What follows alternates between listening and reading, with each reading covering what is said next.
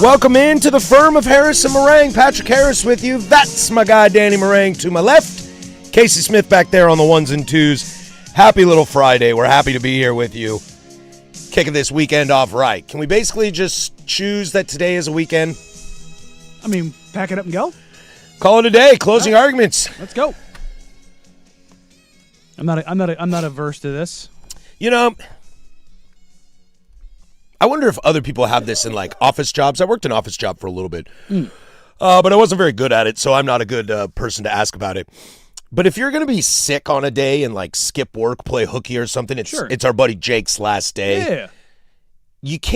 You can't burn that equity on those days, right? Like a Monday and a Friday. Like for us, if you were going to play hooky and you chose a Monday or a Friday, I'm kind of like, I don't think you're doing this right, bud. How so?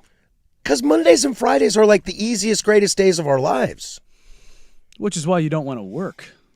But I would argue use that equity for a different day. Like get Wednesday out of here. I mean, but what do you do with it? I was sick on a Tuesday. And how was that? Would you rather be sick on a Friday or sick on a Tuesday? But It you're saying threw off hooky. my whole week. Well, playing hooky, I guess that's a good point. You want the long weekend. Yeah. Totally. But I tell you what, we get a couple of those holidays, like what the company started observing Juneteenth. Is that what it was? I think it was last year. yeah, we get Juneteenth off. But it's like a USA, Australia. It's like a Tuesday. It's a Friday this year. Oh, it's a Friday. But yeah, like last year was a Tuesday, and I remember like looking at Dusty like, the hell am I supposed to do with this? It's a Friday this year. But it's like, can't we just make it a Friday? And like company holiday it, just like make it a Friday, just because it interrupts the entire week. And well, now what? I'm about those holidays when they land on the weekends because then we get an observation day. Yeah, on a Monday or a Friday. Like, yeah. 4th of July's on a Saturday this year, bro. Yeah, Are we getting Friday off? Friday. 4-day weekend. Wait, no, 3-day weekend. Yeah.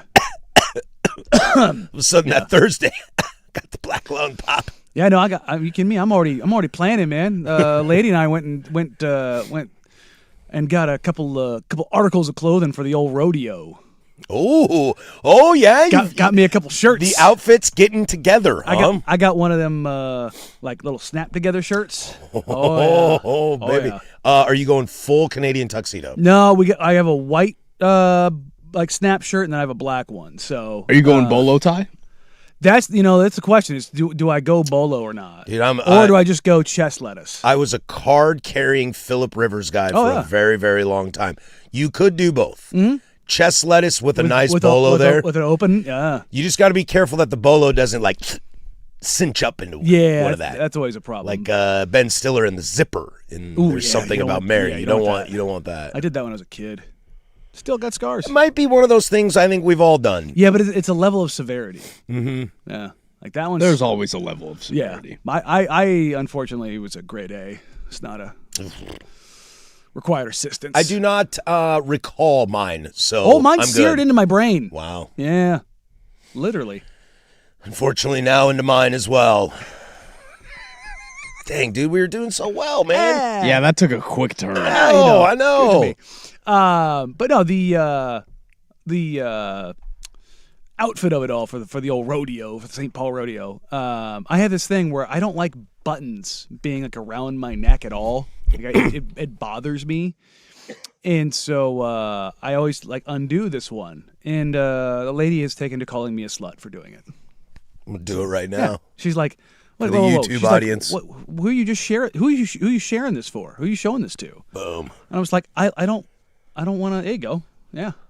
That's what I like to do. I like to Magnum PI this thing a little bit. I wish I had hair because I could like swoosh it over my head. Microphone's in the way, but look to the side and give you one of those. Just figure it out. No big deal. But yeah, so I got to bully her enough to allow me to do that. Because I get hot. You bully people? No. Never. No. Are you kidding me? She bullies me. What am I talking about? Just play equal, play fair. I mostly just irritate her. Play equal, play fair. Yeah, that's really what it comes down to. But yeah, no, I went with the lighter shirt. That was the whole point because it's going to be it's July 4th. It's probably going to be a bajillion degrees. Definitely. So I got to with a little lighter shirt, and then I'm going to probably go with I think I might go Canadian tuxedo lighter blue jean though. We'll get into the games at some point, but did you see the Lakers attempt to bully the refs last night after the game? Yeah.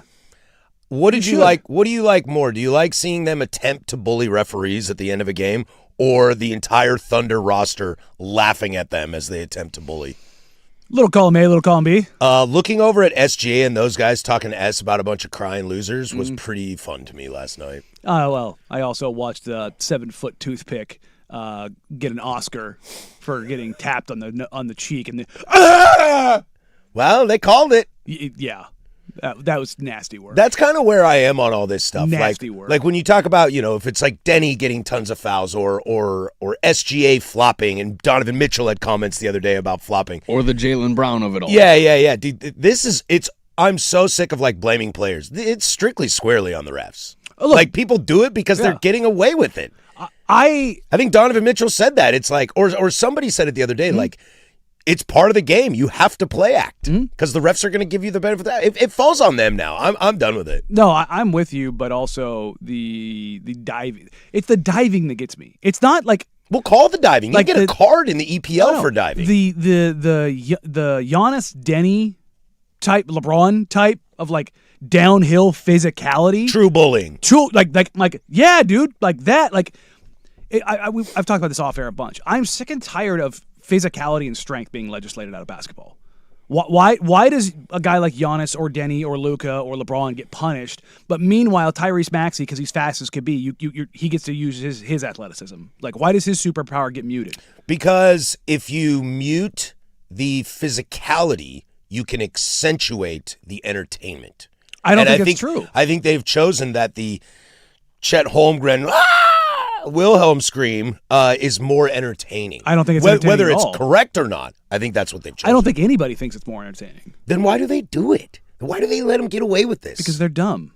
That's not a good enough answer. Again, the James Harden having his beard, just doing the head tilt, was one of the greatest sellers for fouls. Without a doubt. Because you think his chin is, 3 inches longer than it really is. That means that the referees need to get better at policing fouls. They need to get better at examining what are the foul baiting moves that are causing players to have so much contention on these calls. It's on refs, I don't want to hear about SGA anymore. I just don't. I don't want to hear Donovan Mitchell complaining on the other side. I was kind of on the Jaylen Brown argument, and now I'm just like, you know what? I don't want to hear from anybody because nothing's changing. It's fully on the refs now. I agree. And if the refs don't call that, does yesterday's games or previous day's games or series change? I don't think so, really. But it sure makes everybody in a kerfuffle. I mean, I just get tired of it. And the NBA could use an uptick in aesthetics to begin with. I mean, again, when basketball has been at its best, when people have appreciated the most, is when refs swallow their whistles. Yep. Everybody talks about, well, it's got to be clean, it's got to be freedom of movement, and it's like that's not when people have enjoyed basketball the most. Well, but you could still play that way, and the refs swallow the whistle. But then they're not playing that way. Well, I mean, I'm talking about free-flowing, moving, passing, etc. You can still play that game if you want, or you can play physical. Well, no. When you don't have the whistle, what ends up happening? Well, then people get physical. That's exactly it. So, but all of the ratings, all of the metrics, everything out there, every single thing that says about basketball there is a sweet spot. And the sweet spot includes more, not less physicality. Well, back in my day, in the 90s, the greatest basketball generation of all time, yada, yada, Bill Laimbeer and Dennis Rodman. I mean, that's probably why everybody keeps going back to it. Or we can't get out of the past. Well, that's probably a little too much physicality, but Charles Oakley. We don't need to be clotheslining people in midcourt, but I mean, also Roger Bell, shout out my guy. I don't need Pacers in the stands throwing haymakers at fans. I mean, that guy didn't throw the cup that took that from Steven No.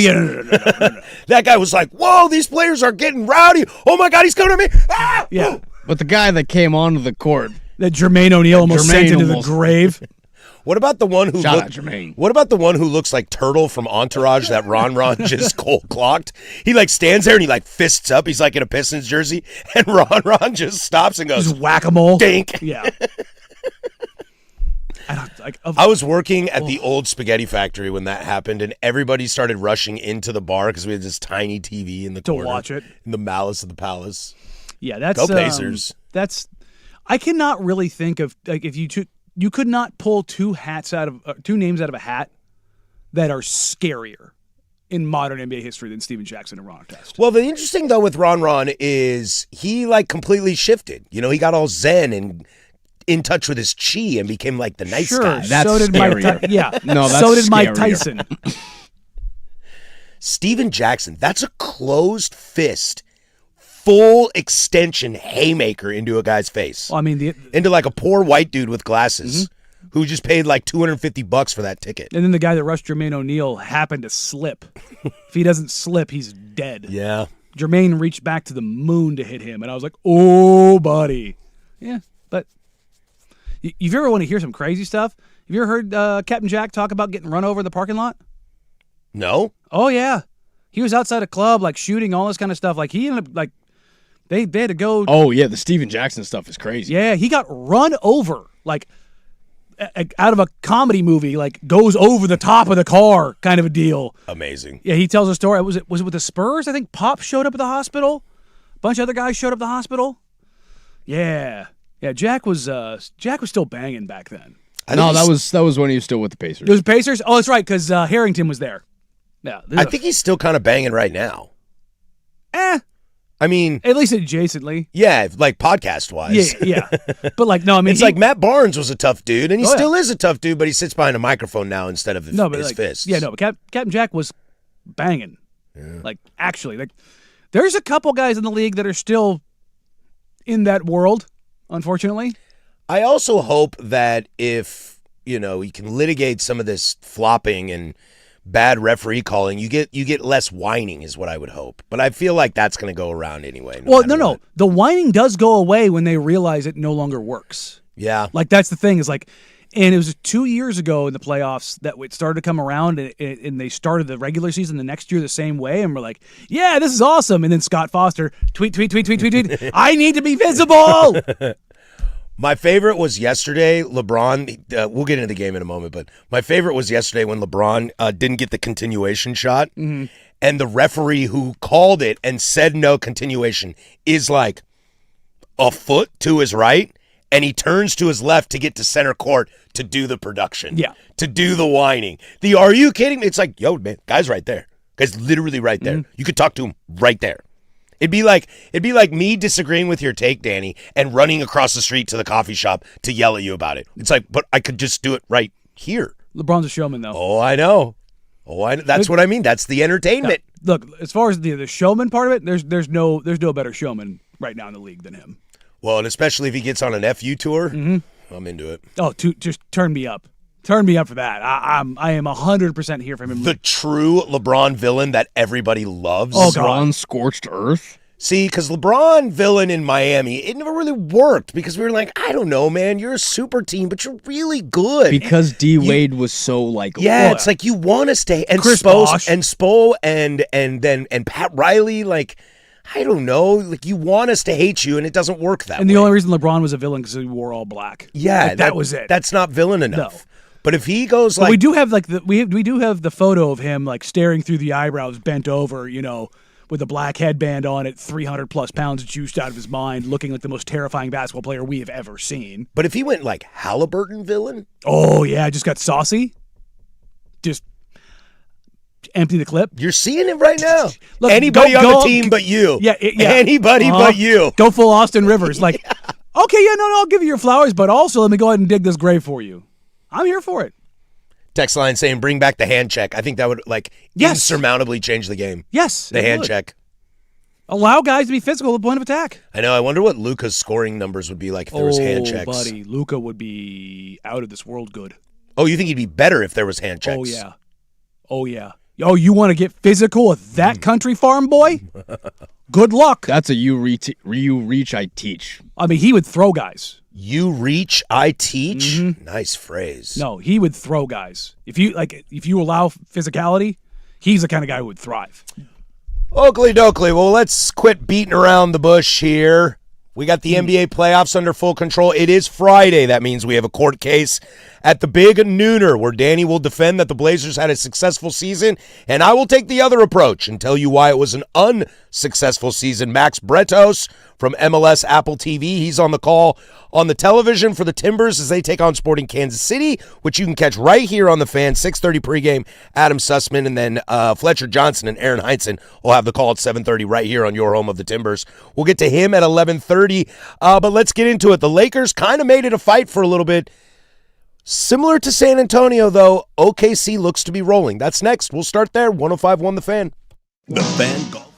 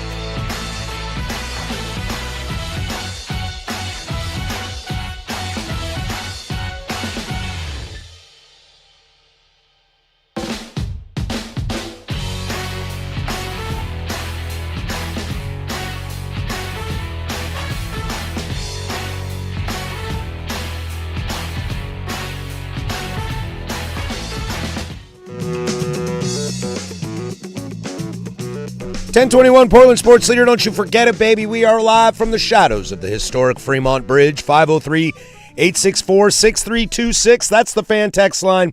She'll let you interact with us throughout the entire day. You can hang out with us over on the YouTubes. 1051 The Fan is the channel. Jump in the chat. We're always having fun over there. Just be nice to each other. We'll play some basketball this hour. We'll get to some Mike Vrabel updates. Is it time for him? And we got a great little show today. Again, we'll have an awesome court case and the big nooner, and I'm very excited for it. And Max Bretos at 11:30 to talk some football.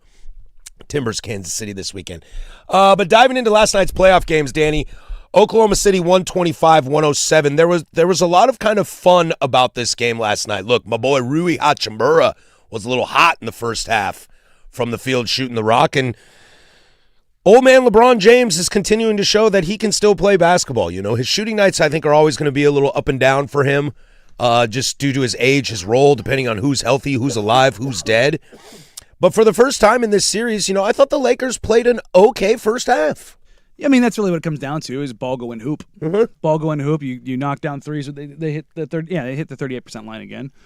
But they just didn't get the volume necessary, and then they weren't able to slow OKC down. That third quarter, they get steamrolled, and it's kind of like, well, that'll do it. Yeah, OKC's got a weird thing going on right now. They're almost the reverse of the Spurs right now, in the sense that they haven't really played peak basketball yet. I mean, I think they Game 2 Spurs is pretty damn peak basketball. I think there's more left in there. I think you might be thing. You might be right. Yeah. But I haven't seen a game like the Spurs just did from Oklahoma City yet. I don't count that Phoenix garbage. Okay, that team is a body bag. I mean, the name of the game right now for playoff wins and just taking care of things, it's nothing sexy. It's taking care of the ball and then capitalizing on turnovers. I'm just going to keep beating this drum over and over and over again because it's the volatility that ends up popping up every single time. Guess what the difference ended up being? Oh, weird. Let's see. Points conceded off turnovers, 26-14. Thunder had 12 turnovers. Lakers had 20, Yep. including 3, 5, 7, 10, 15 from their starting 5. Lakers turned 12 turnovers into 14 points. Thunder turned 20 turnovers into 26 points. That's actually not a good conversion rate for the Thunder, and yet they're plus 12. Like, congratulations, you found the difference in the game. Austin Reeves was 10 of 16 from the field, 3 of 6 from downtown, 8 of 10 for 31 points with 5 turnovers. Mm-hmm. By the way, Austin Reeves is goggles away from the wattest of watt Kurt Rambis I've ever seen in the NBA. I mean, it's Hillbilly Kobe. I love it, dude. Hillbilly Kobe is, I mean, he's a good player. He's just, you know. I hope he keeps growing the hair out. Just full flow. Yeah, dude. Him and Con Knipple to rule the NBA. It's so good, dude. Both those guys look like just the biggest dorks ever from like. They look like from when we were younger, just like the most average white dudes you've ever seen, yet they just ball out of their minds. They look like the guys who run the court at the Y. Mm-hmm. That's what they look and like. And they will give you that work. Yeah. No, it's fun. I like But it's like that. they give me that work to where Austin Reeves is giving the Thunder that work. That's the difference. That's the difference. It's a sliding scale, right? No, but I mean, you take a look at what you got last night, up and down. Oh, weird. It's not just the starters for the Thunder. Hey, Case and Wallace, welcome. Hey, God. Jared McCain. Daryl Morey saying that they were Sell totally low. fine selling low. Sell low. That we've seen his ceiling. It's like, dog, he's played like 70 games. What do you mean? Jared sell low McCain. They got him for nothing. 18 points in 18 minutes. He was 4 of 5 from 3. It's like he said last night he thanks God every day he's a Thunder. I don't even take it from the religious angle. It's just like Daryl Morey, bye. You think Philly could use him right now? A rotation player? Yeah, no kidding. I thought McCain was great, and that's the name of the game for the Oklahoma City Thunder. It's kind of like San Antonio showing this to you as well, and you look around the rest of the league. We were just mentioning this off the air. Luka playing for the Lakers is a very different situation. Yes. And, of course, it probably pushes, I don't know, Rui to the bench if Luka plays? Or do you put Marcus on the bench? That's smart. You put Smart on the bench, which gives you a little bit more depth. But the name of the game in the Western Conference, which makes it so scary, especially if you're a Trailblazer fan, looking at roster construction, et cetera, and things like that, the Spurs and the Thunder are just deep. Mm-hmm. When SGA can have a night of 7 of 13, not bad. 1 of 3 from downtown, 22 points. kind of a pedestrian game from a reigning MVP, potentially 2-time MVP. When you're that deep, Cason Wallace has 12 off the bench. Jalen Williams has 7. Jared McCain has 18 in like high efficient minutes. And you've got other guys like Caruso, J-Dub, Kenrich, Isaiah Joe, Andrew Wiggins. Like, these are all like good rotation players. And Chet Holmgren just has 22, 9, and 3. 4 steals. And 2 blocks. 2 blocks. Like, I don't know the recipe. And that's why, we're headed for that collision course.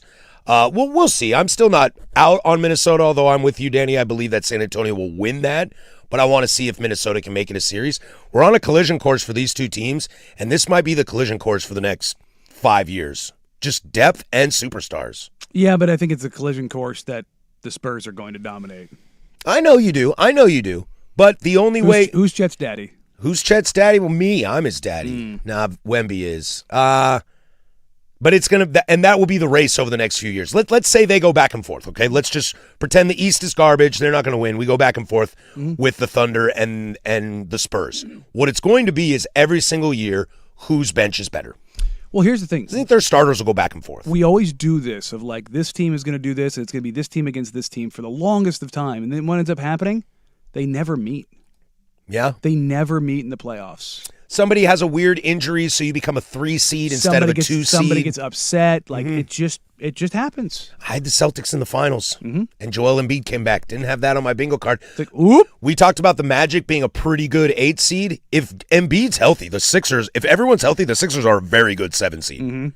And, yeah, you're right. You get caught. That's what ends up happening. You stub your toe one season, like the Cavs. You're like, oh, they're going to be like somebody texted in the other day that Giannis hasn't done anything in the playoffs in 5 years. And I'm like, do we not remember that the team that he lost to was the Celtics in their title year in 22 when they went to 7 games and he averaged 31, 12, and 7? I only remember the bad things. But you understand? I don't remember the good things. But you understand what I'm saying? It's like, sure. It's this whole idea of like, oh, the Bucks were like, they weren't that good, and coming back to challenge the year after, then the year after that, and I'm like, they went to the second round and lost in 7 to the eventual title winner. Like, but that's what I mean. Like, you win a title and you're like, oh, here it comes. The Thunder, they won the title. It's like, oh, here it comes. But we have to remember they were this close to not winning that title last year. Yeah, think about the Western Conference in the late 90s and the early 2000s, okay? You're like, oh, it's going to be Blazers-Lakers again. Oh, do you remember those Kings team? Like Vlade Divac, like that is a pain in the patoot to the Lakers and here right comes now. The glass break. San Antonio Spurs! Yeah. And then what happens is it's like we remember an epic series of the Lakers against the Blazers. You think you're going to see 2 or 3 more of those. We see an epic series from the Lakers and the Kings. Crap their pants the next year. You think you're going to get 2 or 3 years of Lakers Kings as well. The Jazz at the end of kind of early new round of Lakers, and it just doesn't permeate that way. And the Spurs, sure, they go on a run, but they're not there every year either. But that's the thing is, like, we always want to do this. Like, I think we do it a lot in the NFL of like, oh, can they repeat? Can they three-peat? And it's like, no. Anybody picking the Seahawks to win a Super Bowl last year? The answer was no. Yeah, no, it took you a while to get into it. That's what I mean. So it's just a matter of like, and again, the NBA best players usually win titles, but it's just one of those situations where, as much as we want to like make these matchups and make like, again, my pick to start the season was Pistons Spurs. I'm not deviating from that, but if you told me that the Cavs somehow knocked off the Pistons and they went on to go to the NBA Finals, I wouldn't be surprised. Well, let's get into that series, huh? Step into a Slim Jim. Reared his ugly face once again out there, and, well, we'll keep going. I've got another fun stat for the bearded man there. We'll go there next, but we'll toss it to Casey first with sports.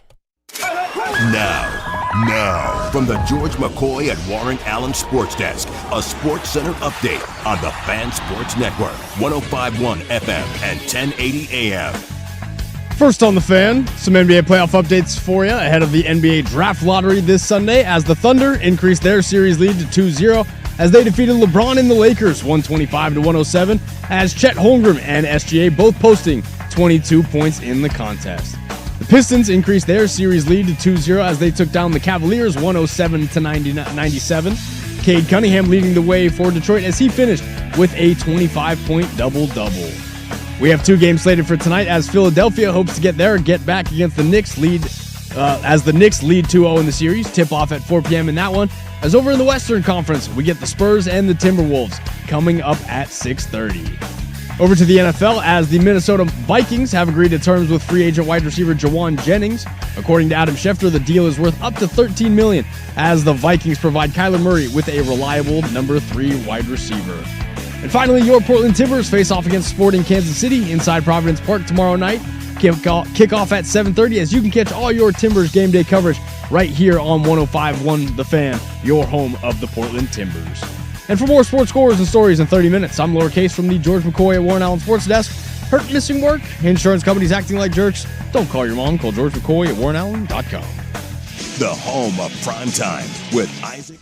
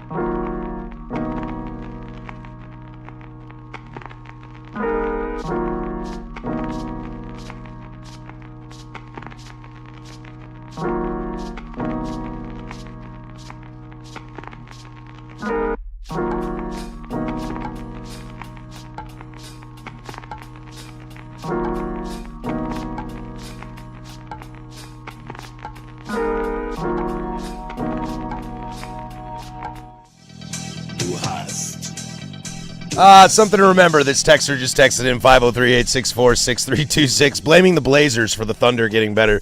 By refusing to lose both play-in games, the Blazers didn't just give up their draft pick to the Bulls. They also gave up their draft position to the Clippers, whose pick is going to OKC, who's probably going to land in the top 4, probably get the number 1 pick, take AJ DeBonsa, and that is how they'll beat the Spurs, Danny.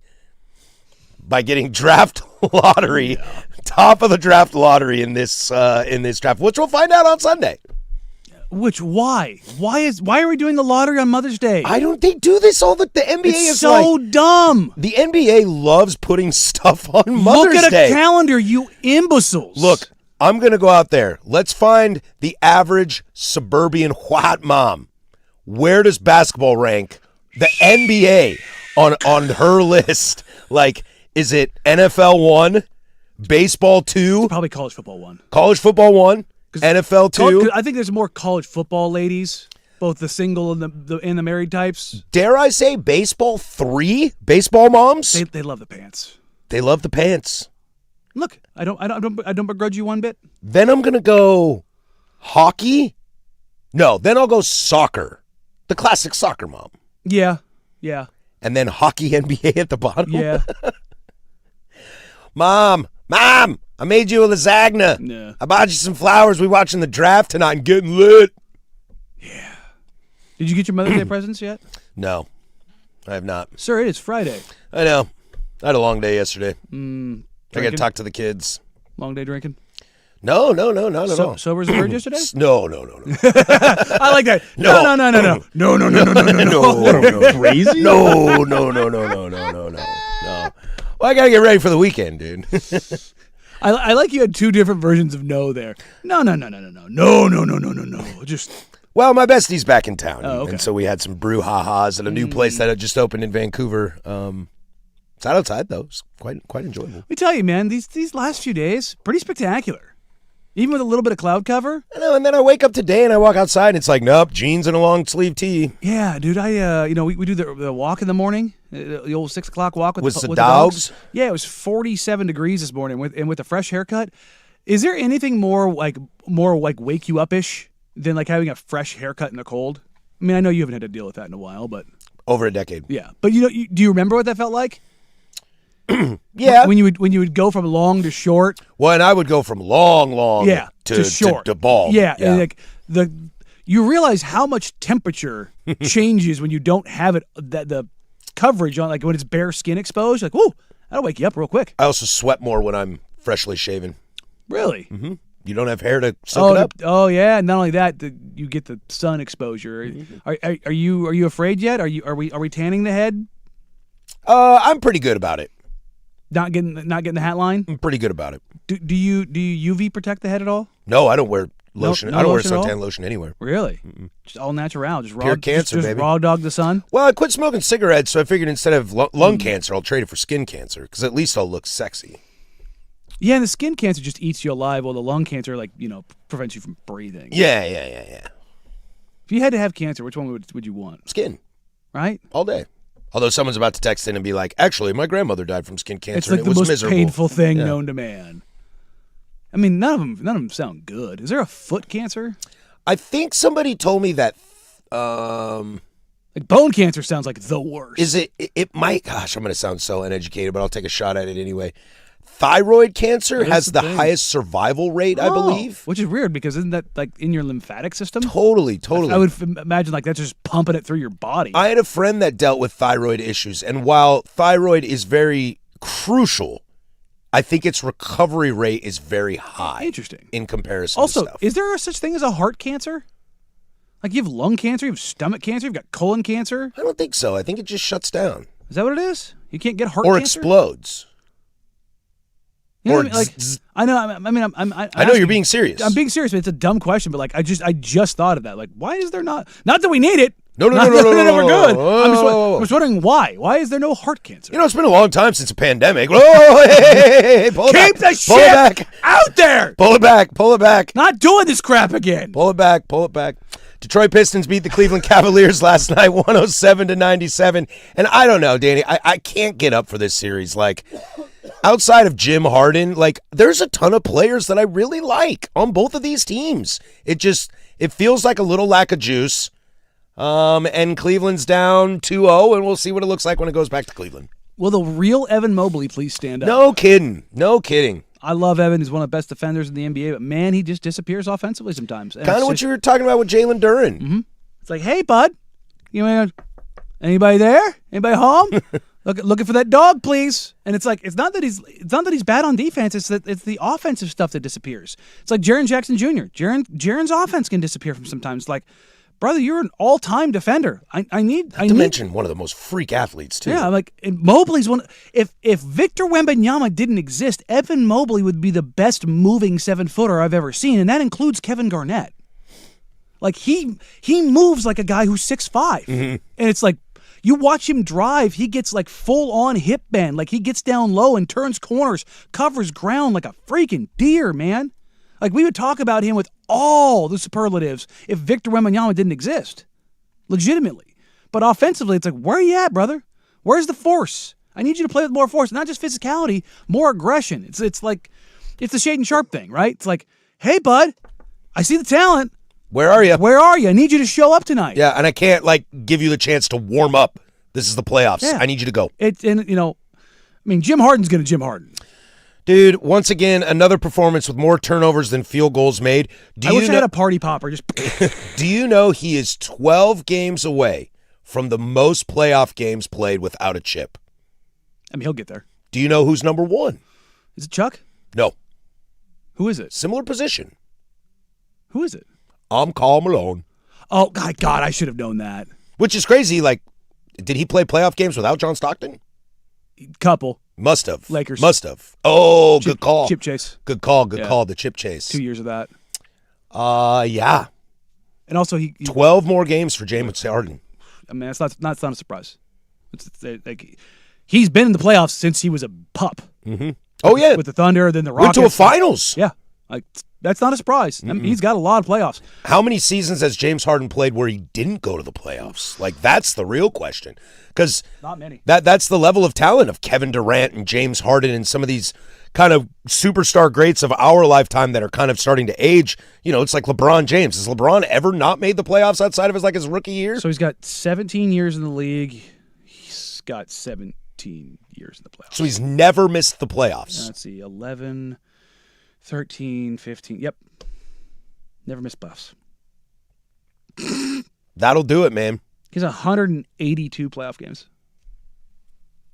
Where does that put him all time? Do you have all-time playoff games played? 182. I mean, I'm sure LeBron's up there for the most all-time. I would assume that. I think he just broke that, if I'm not mistaken. And broke it by beating what? Kareem? Derek Fisher.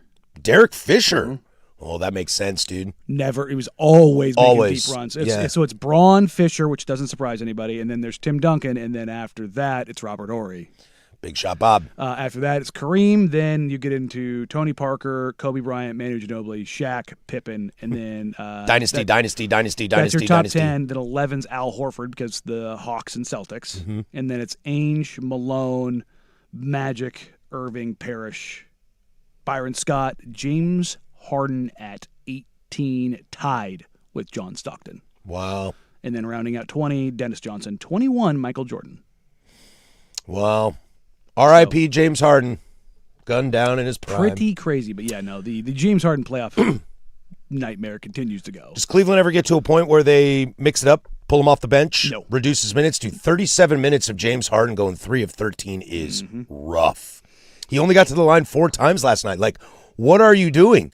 6 rebounds, 3 assists? Okay. But, I mean, those aren't – James Harden has a little bit of that Russell Westbrook in him sometimes where his rebound stats aren't always true rebounds. I mean, he's a good rebounding guard, but yeah, it's just the Harden of it all, man. I understand why they did what they did. Trying to go all in. But it was also of all of the guys to go after, that's the one you chose? Well, who else could they have got? I mean, you put Darius Garland on the block and do it more publicly?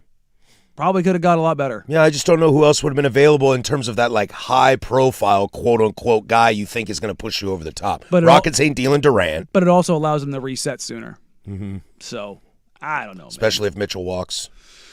Well, he's not going to walk. He's just going to ask to walk. Rattle some sabers. So, but yeah, no. I'll take Spider in Portland. I mean, don't be wrong. I'm a Donovan Mitchell guy, but we don't need more guards. I know, I agree. No, I understand. I mean, Mitchell's one of my favorite guys. In the 11 of right 24 last night, 31 points. A little inefficient, particularly from 3, 2 of 9 from 3. Sure. But 31 that, points is nice, though. I mean, he was 9 of 13 on 2s. It's pretty good. It was pretty good. Pretty good. 2 of 9 from downtown, pretty brutal. Yeah. I think I'm going to write Cleveland off in this. Well, let's see what happens when they go back to Cleveland. Yeah. They win both in Cleveland, then it's like, I'm so back, baby. I'm so back. Should this man call it a day, or are we just going to let the world turn continuously through TMZ? We'll go there next. 105.1 The Fan. The biggest question.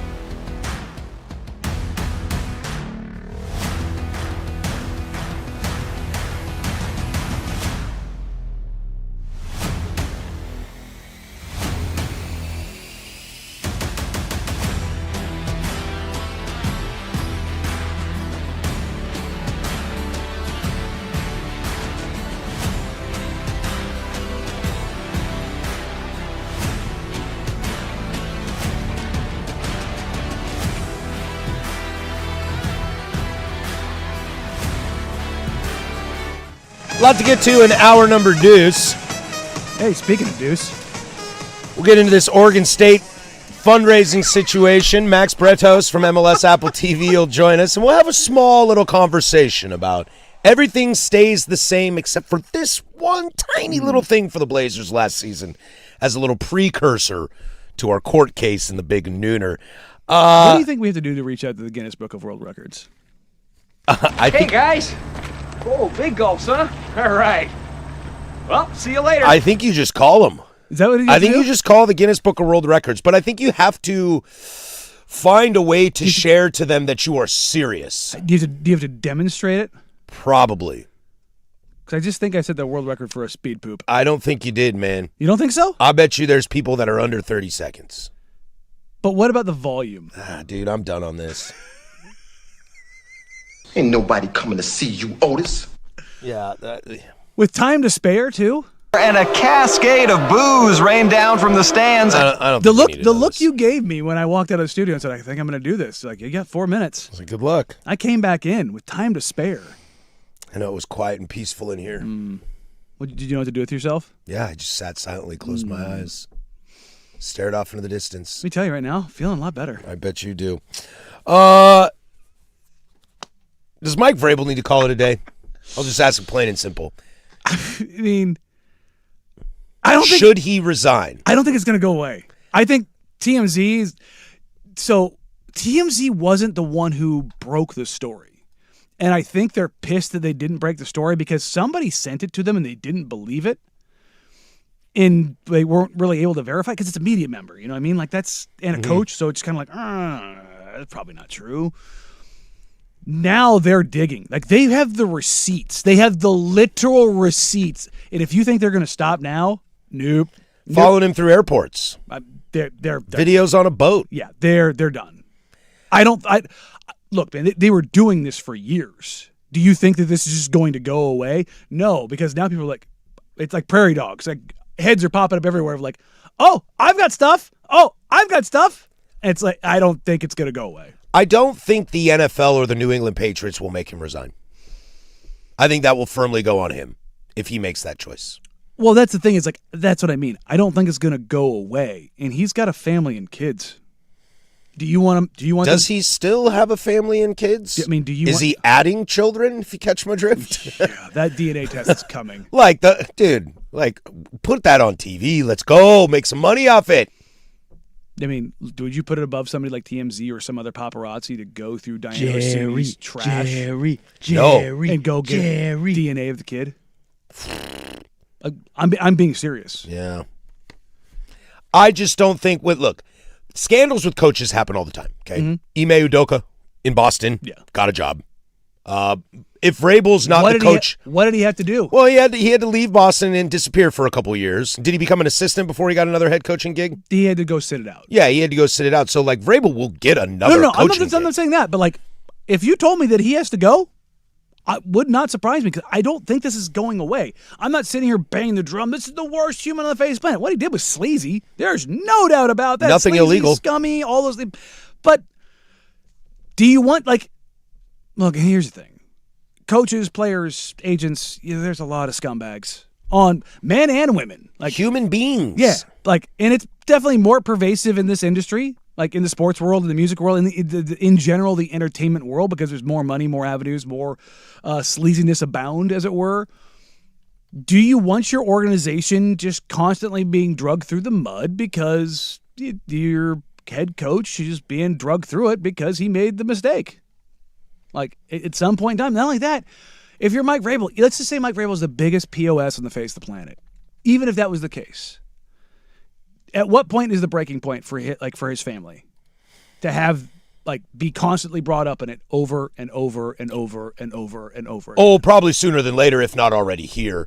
The thing is, though, I mean, like, the thing is that the NFL is not going to make him do it, so he's going to have to do it on his own. Yeah. And Vrabel just doesn't strike me as somebody that's going to be like, I can't handle the pressure. I gotta get out of here. It's not about not handling the pressure. It's, I need to get out of the public light. Yeah. I need this to not be my, like, for when something terrible happens, more often than not, you get an opportunity to step away from it for whatever reason, this one feels like it's not going away. No, do you know what I mean? I do know what you mean. This texter brings up a decent point. Mike Vrabel is fine. His boss Kraft has done far worse and Dusty still and I has a talked team. about that exact thing before the show. Yeah, and when you got people like Drake May coming out who seem to be like a pretty down-to-earth, nice Christian white boy from America saying like, Coach Vrabel's our guy, we ride and die with him, I don't think anything's going to happen.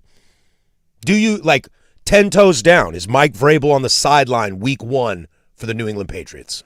I'm going to say no because I think it just keeps going. And I'm going to say yes, and I feel very confident about that. No vacillating here.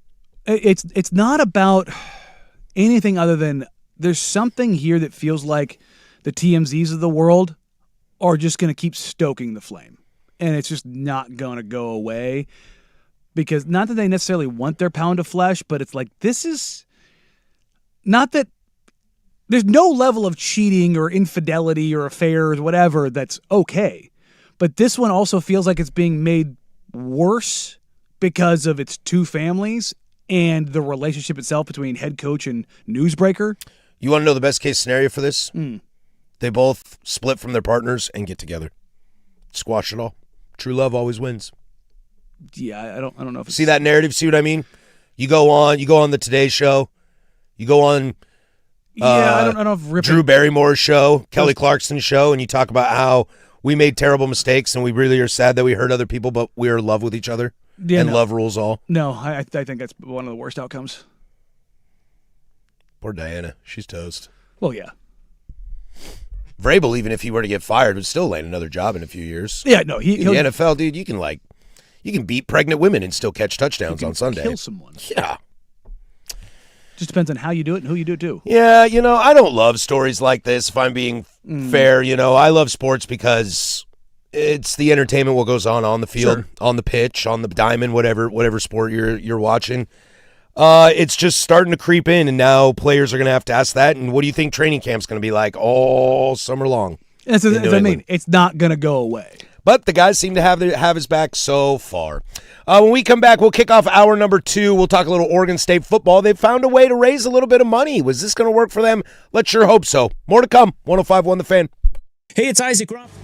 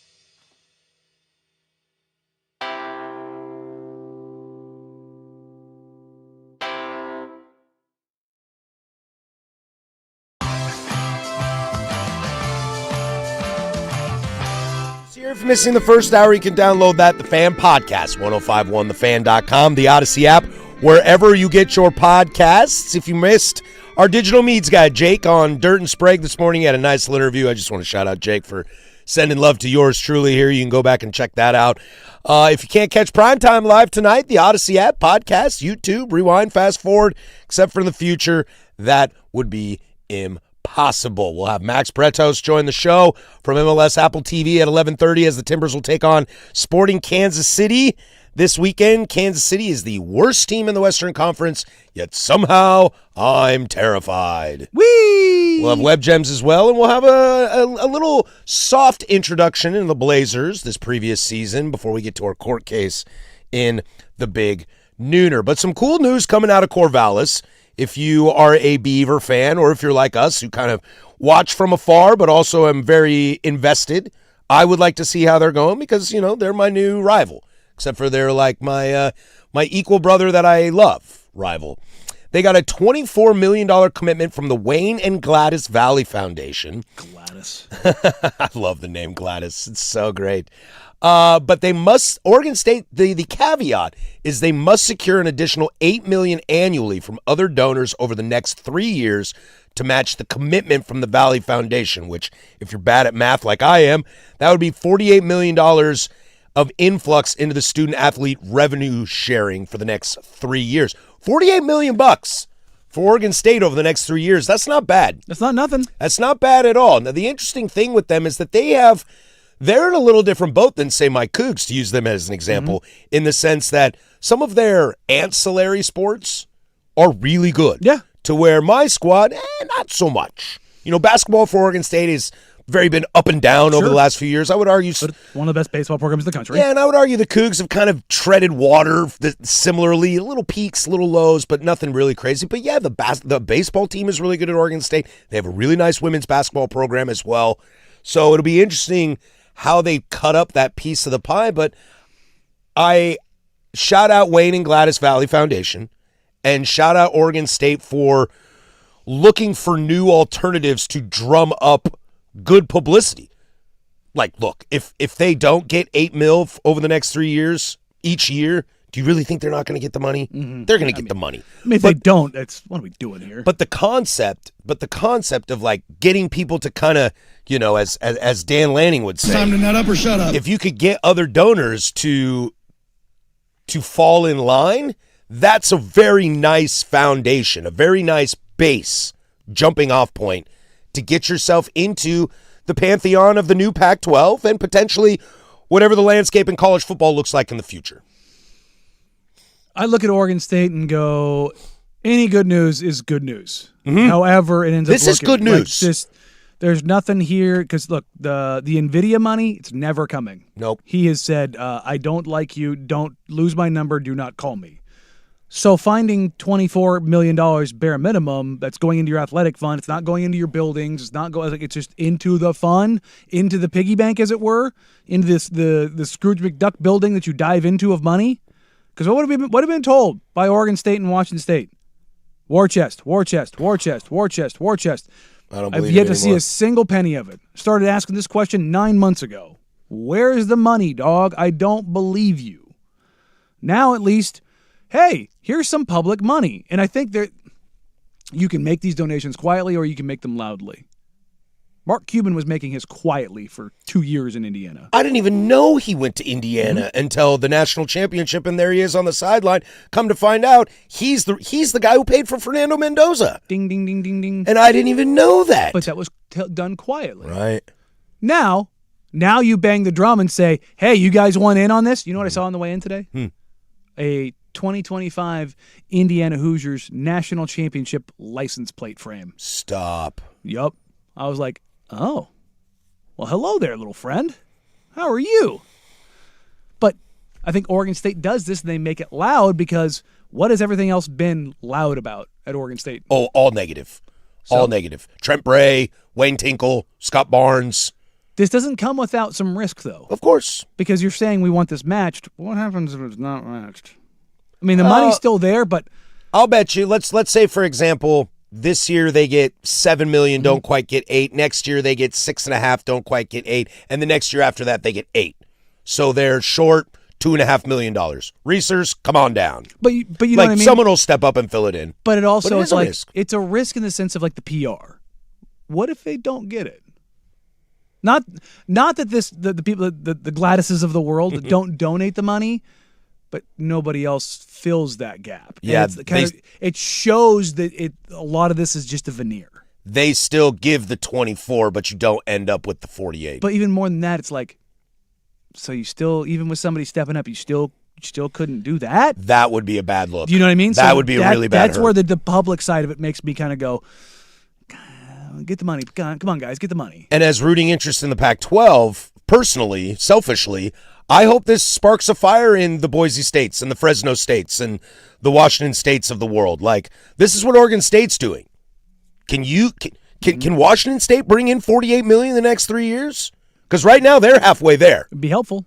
I don't think Wazoo's halfway there. They might be able to get it, but they ain't halfway there to start. Can they get some of that Cosmic Crisp money? We did create it. Oh. They got some licensing on that? Dude, Cosmic Crisp for Wazoo and Marion Berries at Oregon State. That's pretty Pretty solid. That's some nice bragging rights Ain't right bad. there. Go find me another college that's got or better conference of fruits. What percentage of this goes to football? I would say probably 75. 75? Bare minimum? Yeah. 75? Football, basketball, then baseball, then everybody else is trying to find something. I wonder if they go football, baseball, then basketball. Like, what's the pecking order over there? No, basketball's more expensive. Yeah. That's the thing. It's like baseball. Its base cost is more expensive. So, Really? yeah, oh God, yeah. You think? Look, baseball players get some NIL, but do you think they're getting NIL? No. I mean, they're probably getting better NIL at Oregon State than at 95% of the colleges in America. Yeah, like the They're not getting back. Dude, we talked about this. Like, Sean Miller said there's probably 20 to 25 teams spending over $20 million on their rosters. The percentages compared to football rosters is insane. I mean, like Oregon State baseball, Vanderbilt, LSU, Texas, Florida right now is crushing. Florida State, USC. Like, you want to talk about schools that are handing out Georgia Tech. Yeah, you want to talk about schools that are handing out some NIL money to baseball players? Those schools for sure. No. But it ain't Bryce Underwood. Well, not even that. It's not basketball money. And Yeah, look, Oregon it's not State's Darren Peterson. Look, they've been great in the transfer portal already. I'm telling you right now, they've spent money in the transfer portal. So In football? No, basketball. Oh, in basketball. Yeah, I mean they've already brought in 5 guys. My team's going to be so bad in Pac-12 basketball. Yeah, you're gonna be really bad. Dang it, dude. Yeah. And look, I'm 10 toes in. I think Oregon State's gonna be better than Oregon in basketball this year. I don't know if that's a heavy 10 toes, amigo. Oh, for me it is. Really? As far as like, you mean for me to say that? Yeah. Oh yeah, no. I'm just saying. Yeah. I think Oregon State's gonna be head and shoulders better than them. Yeah, Oregon's basketball program. They got stuff to figure out over there. And this isn't like a shot at Oregon. Oregon State's actually looks pretty damn good. Good luck to Beaver Nation. Get that matchup. I don't know if it counts. If you can donate $100 to your program. I don't know if that part counts. But you're looking for $8 million each year for the next 3 years, and then $48 million influx. That's really nice. When we come back, a little precursor to our court case and the Big Nooner. Everything stays the same except for this tiny little change. Tiny little change. We'll go there next. 105.1 The Fan.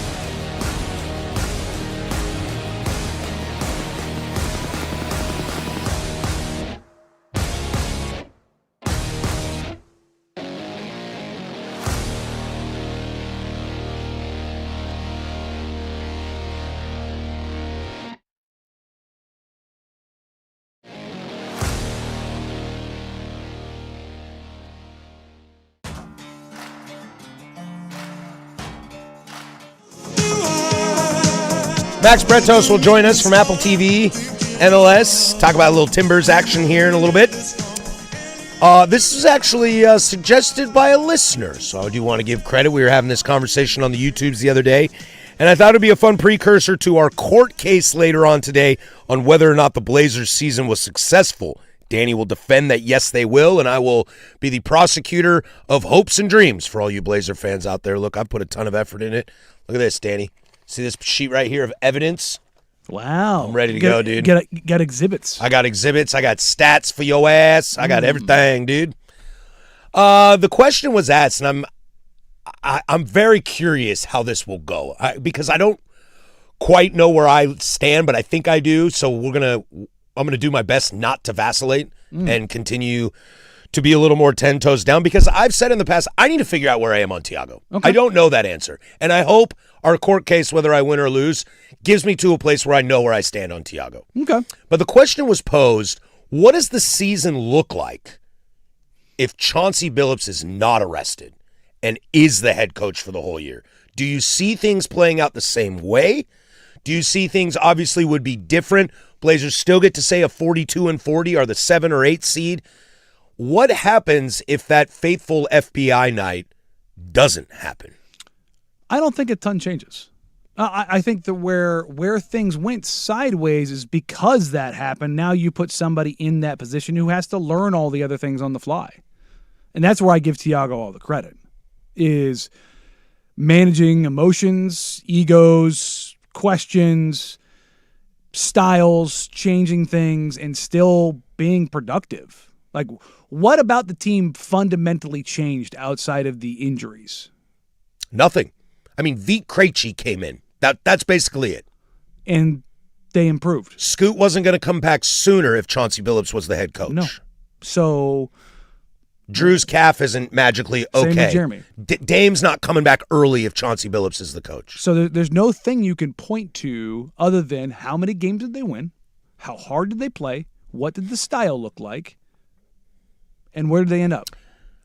I think I'd take the other side on this. I think the situation of Chauncey being arrested put everything into so much flux that you had the opportunity to, again, to quote Dan Lanning, nut up or shut up. And I think in those situations on a youngish team with some nice veterans that aren't quite sure what their ceiling is, Denny hasn't fully popped. You see the flashes from last year. Scoot's hurt. You're not sure what Shaden looks like in the next year. Does Donovan take this big jump? It remains to be seen. But you kind of put them. It's an analogy I'll take from Star Wars, okay, real quick, and follow me on this. Okay. It's not too nerdy. Well, let me buckle up. What George Lucas said about the original trilogy was in the first movie, episode 4. Ripped it off from Dune? I'm sorry. In episode 4, you introduce the characters. In episode 5, The Empire Strikes Back, you put all these characters in the worst possible situation that they could be in. And then in the third movie, this episode 6, they get out of it. And I almost wonder if this Blazer team exceeded expectations. This is going against my case in the Big Nooner, exceeded expectations because they were forced to be in a bad spot because Chauncey was arrested. Right out of the gate, yes. Now, do they win 40 games instead of 42? Yeah, it might be a slim margin in terms of wins and losses, but I think the team was forced to be resilient, and they were. Because you could have easily been like, oh, Chauncey's fired. I mean, they could have packed that in. Sacramento Kings, come on down. Yeah. We're going to be worse than you. We don't extend Shaden Sharp. He's gone at the deadline. Drew Holiday, Jeremy Grant, Rob Will, they're all gone at the deadline. I think, and that maybe is more of a testament to Joe Cronin and the players themselves than anything to do with Tiago. I think Tiago, again, being around these guys, I've seen some people on social media like, when players were asked about Tiago in the exit interviews, like, what are they going to say? They're going to say something? They're going to say anything bad? Yeah, dog, they would. It's a very simple. I mean, he was good, and you keep it at that. Like, did Shaden Sharp elaborate on Tiago's splitter? No. Didn't have to though. Did every other player? Yeah, everybody went to bat for him. And they don't have to do that. You can just say, no, I think Tiago did a good job. And whenever, here's the thing. I've done enough of these now and been around, and again, being in locker rooms and talking to guys. You know who doesn't like what coach? And here's the thing. Not every player likes every coach on every single team. No, of course not. That's the reality. That's why certain coaches work with certain guys. They get the most out of them. There's some trust. There's some belief. There's some understanding. And that's why a lot of times assistants get moved around. Either they're lazy, or they don't have the rapport, or they don't have the relationships, or a relationship gets burned or jaded or something along those lines. That's why some coaches are better as assistants than head coaches. Like Scott Brooks was brought in. I thought that was an amazing hire at the time. That was let me go ahead and show you to be a professional head coach. Let me go ahead and structure practice, like all of the meetings and not necessarily X and O's, but like all of the structure stuff. And like there are coaches that are really good skill coaches. There are coaches that are very good X and O coaches. There are coaches that are very good defensive coaches, offensive coaches, player development, big man coaches, shooting coaches, all these kind of different things, right? But all of those things, when you take a look at it, you go, okay, what can you do to get the most out of a player? And that's what it comes down to. And it's not even about maximizing an individual player. It's maximizing the output for the team. I hear people say some version of like, well, Shaden needs to play more minutes or Scoot needs to play more minutes. Like, well, that doesn't maximize the team. Over the 82-game season, Danny getting downhill maximizes the team. I think that's a great point, and I think when Thiago takes over, again, back to this, I don't want to beat the drum on it, but you're at a crossroads. You got to decide what you want. And Thiago, and maybe that's the reason they chose Thiago to be the interim over some of the more experienced assistant coaches on the squad, is that he was going to be the guy to get them to continue and not just give up. Like a texter points out, he clearly got the guys to play hard for him. And, another comment that I see on the YouTube here, I think we were a more defensive-minded team with Chauncey. With Thiago, I can't tell what he wants. That's the problem, and I can understand that argument. But in this conversation, I think the reality is that Thiago got guys to focus on what they needed to do, to have a positive environment despite the worst situation you could start your season in, outside of like injuries or moving the team out or whatever, et cetera, and that, which I don't know how much players are invested in that aspect. But from a player standpoint, your head coach being arrested by the FBI at 5 a.m. in the morning after your first game of the season, I can't think of, outside of injury, more worse situations to be in. And maybe that's why Thiago got the job. And that's why I will say this team was better off this year. Again, this hurts my court case. Is better off this year because of Thiago being in place. Well, and to that comment, I think we were more defensive-minded under Chauncey in the one game. I think they mean what the team was building to. Well, here's the thing. What were they doing for the next 10 games after Chauncey got arrested? Playing good defense. Really good defense. Really good defense. Like, very disruptive. High pace, great defensive stops. Picking up at 80 feet. Tumani all of a sudden becomes known around the league. What happened? It slowed down. Why? Injuries. Depth. That's what happened. Yeah. You missed your entire guard rotation was gone for 2 months. And I also think that's what makes this conversation difficult, to really know the difference if Chauncey is there or not.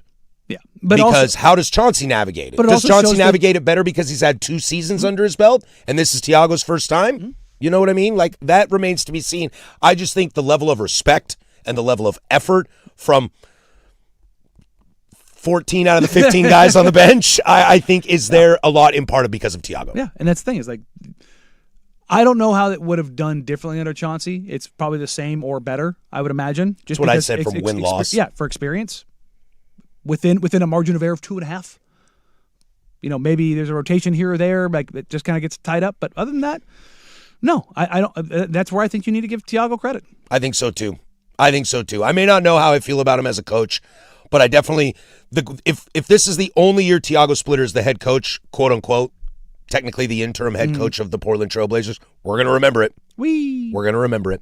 When we come back, we'll bring on Max Bretos from MLS Apple TV, talk a little Timbers here. There's Casey over there. He's got sports. Now, from the George McCoy at Warren Allen Sports Desk, a Sports Center update on the Fan Sports Network, 105.1 FM and 1080 AM. This SportsCenter update is brought to you by Mountaintop Metal Roofing. No maintenance, energy efficient, fire resistant, and a lifetime warranty. Do it once, do it right. Visit mountaintopmetalroofing.com. First on the Fan, some NBA playoff updates for you ahead of the NBA Draft Lottery this Sunday, as the Thunder increased their series lead to 2-0 as they defeated LeBron and the Lakers 125-107, as Chet Holmgren and SGA both posted 22 points in the contest. The Pistons increased their series lead to 2-0 as they took down the Cavaliers 107-97. Cade Cunningham led the way for Detroit as he finished with a 25-point double-double. We have 2 games slated for tonight as Philadelphia hopes to get their get-back as the Knicks lead 2-0 in the series. Tip-off at 4 p.m. in that one, as over in the Western Conference, we get the Spurs and the Timberwolves coming up at 6:30. Some NFL news for you as the Minnesota Vikings have agreed to terms with free agent wide receiver Jawan Jennings. According to Adam Schefter, the deal is worth up to $13 million as the Vikings provide Kyler Murray with a reliable wide receiver 3. And finally, your Portland Timbers face off against Sporting Kansas City inside Providence Park tomorrow night. Kickoff at 7:30 as you can catch all your Timbers game day coverage right here on 105.1 The Fan, your home of the Portland Timbers. And for more sports scores and stories in 30 minutes, I'm Lowercase from the George McCoy at Warren Allen Sports Desk. Hurt, missing work? Insurance companies acting like jerks? Don't call your mom. Call George McCoy at WarrenAllen.com. The home of the firm of Harris and...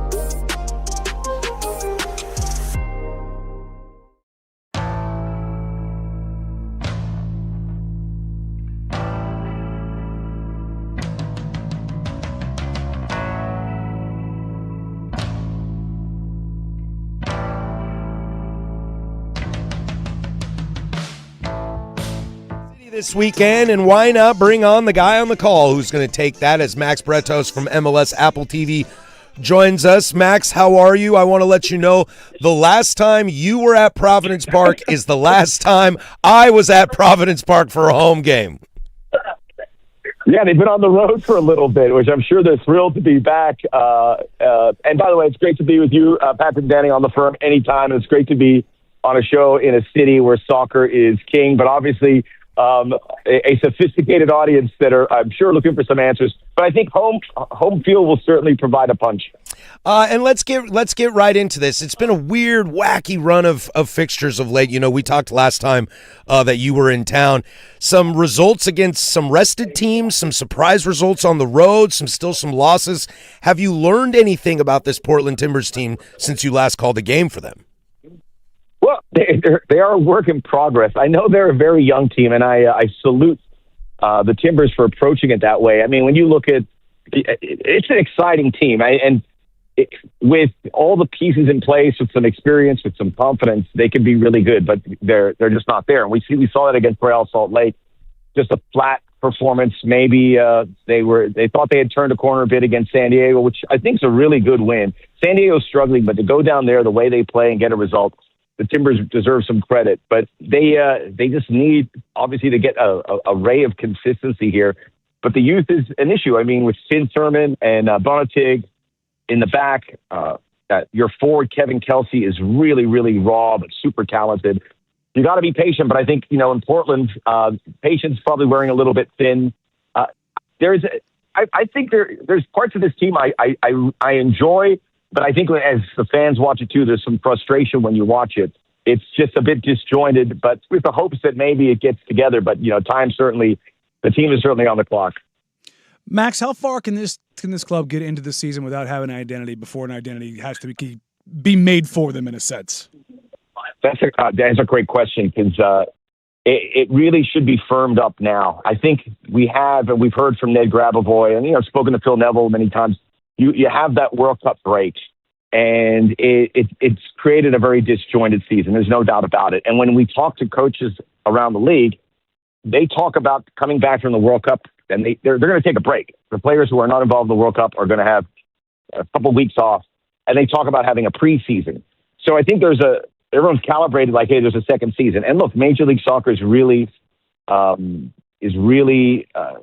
forgiving. So Portland can get back into this. They have the talent to get back in the postseason, maybe make a decent push and see what happens after the World Cup if they're able to bring in some bona fide help. But look, there have been two clubs that have gotten up to poor starts that have already made changes.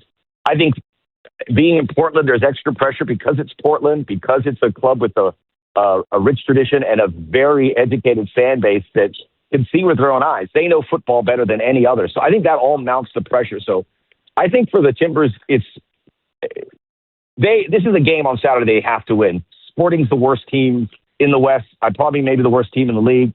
But they're looking at this as an opportunity. But this is a place where you get a win. And I don't want to kick the can down for another week, but I think you focus on this. But if things, they're going to get to the World Cup break. But if after these 4 games, 2 are at home, 2 away, it feels it's a bit loose. I know there's going to be a lot of pressure. There's going to be a lot of uncomfortable conversations between Merritt and Ned Grabavoy and Phil Neville. And if there are not those signs in place, Portland's the kind of club that are going to make a move. So there's definitive pressure on everyone there. And I think the first step is to show that, hey, last week was an aberration. We're trending in the right direction, which they were really until last week. Now show that is the actual situation for this club. He's Max Bretos from MLS Apple TV joining the show. And Max, I do a weekly show with the Timbers with one of your peers in Jake Zivin, and we spoke to Nate Bukaty the other day out of Kansas City, and I want to kind of ask you your thoughts on Kansas City because for my money, they are probably the worst team in the MLS, but that's such a storied franchise in what the Hunt family has meant to MLS and American soccer in general. What's kind of happened to them and the fear? It'll be like a two-parter. What's kind of happened to them, and is there a fear that the MLS is moving into a direction where smaller markets like Kansas City and Portland won't be able to keep up with the LAs, Miamis, and New Yorks? Wow, that's a loaded one.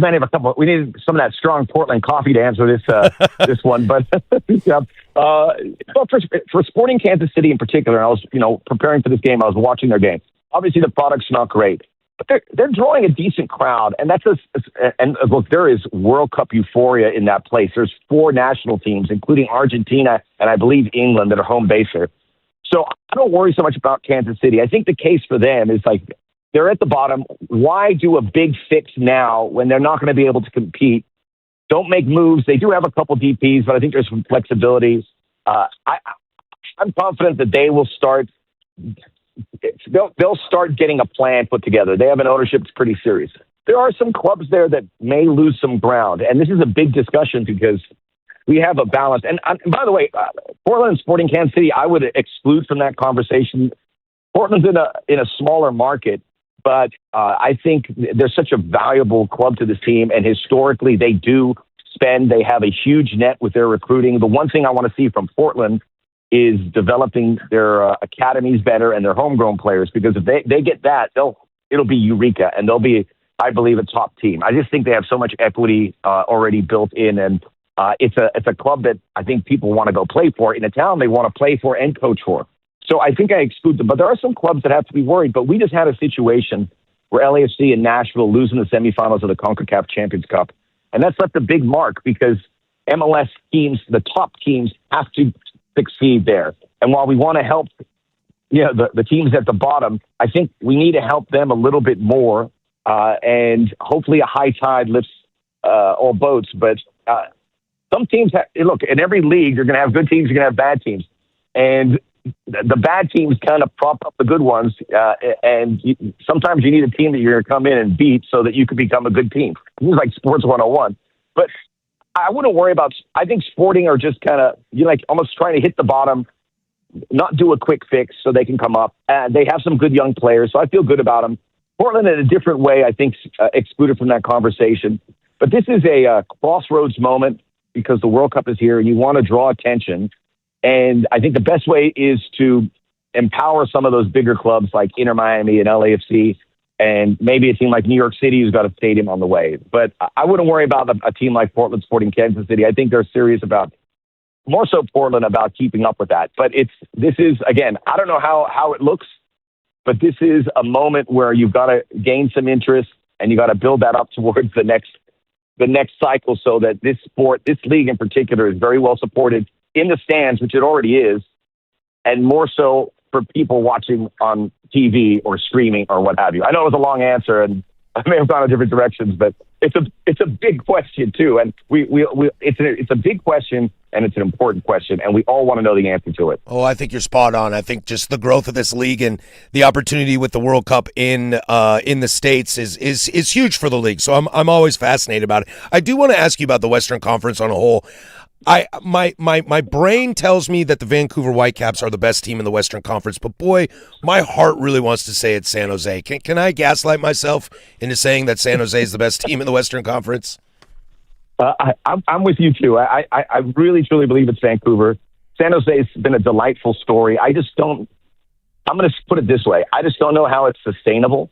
But if it is, I'm going to be very happy to be wrong, because it's in anywhere, you just don't see this. A bunch of players, young players, guys that have been stepped over, coming together and building a winning team, an exciting team, and a team that's impossible to play. I mean, they're just running circles now. They have some injuries now that could derail it. But, Bruce Arena he's got to be studied about how he can get so much out of a player and a team. I mean, as a coach, if I was a young coach, I would want to be attached to Bruce Arena to see what the secret is. It's not so much about data and tactics. It's sometimes about empowering players, which he's done a wonderful job of. And I think we need to connect ourselves more to that and not drown our young players so much with all this information. So that's the part I love about it. There's this freedom about that team. And if they succeed, it's going to be great, because maybe it changes people's perspective. But I don't know if they can keep it up. I am shocked that teams haven't caught up to them, but nobody has.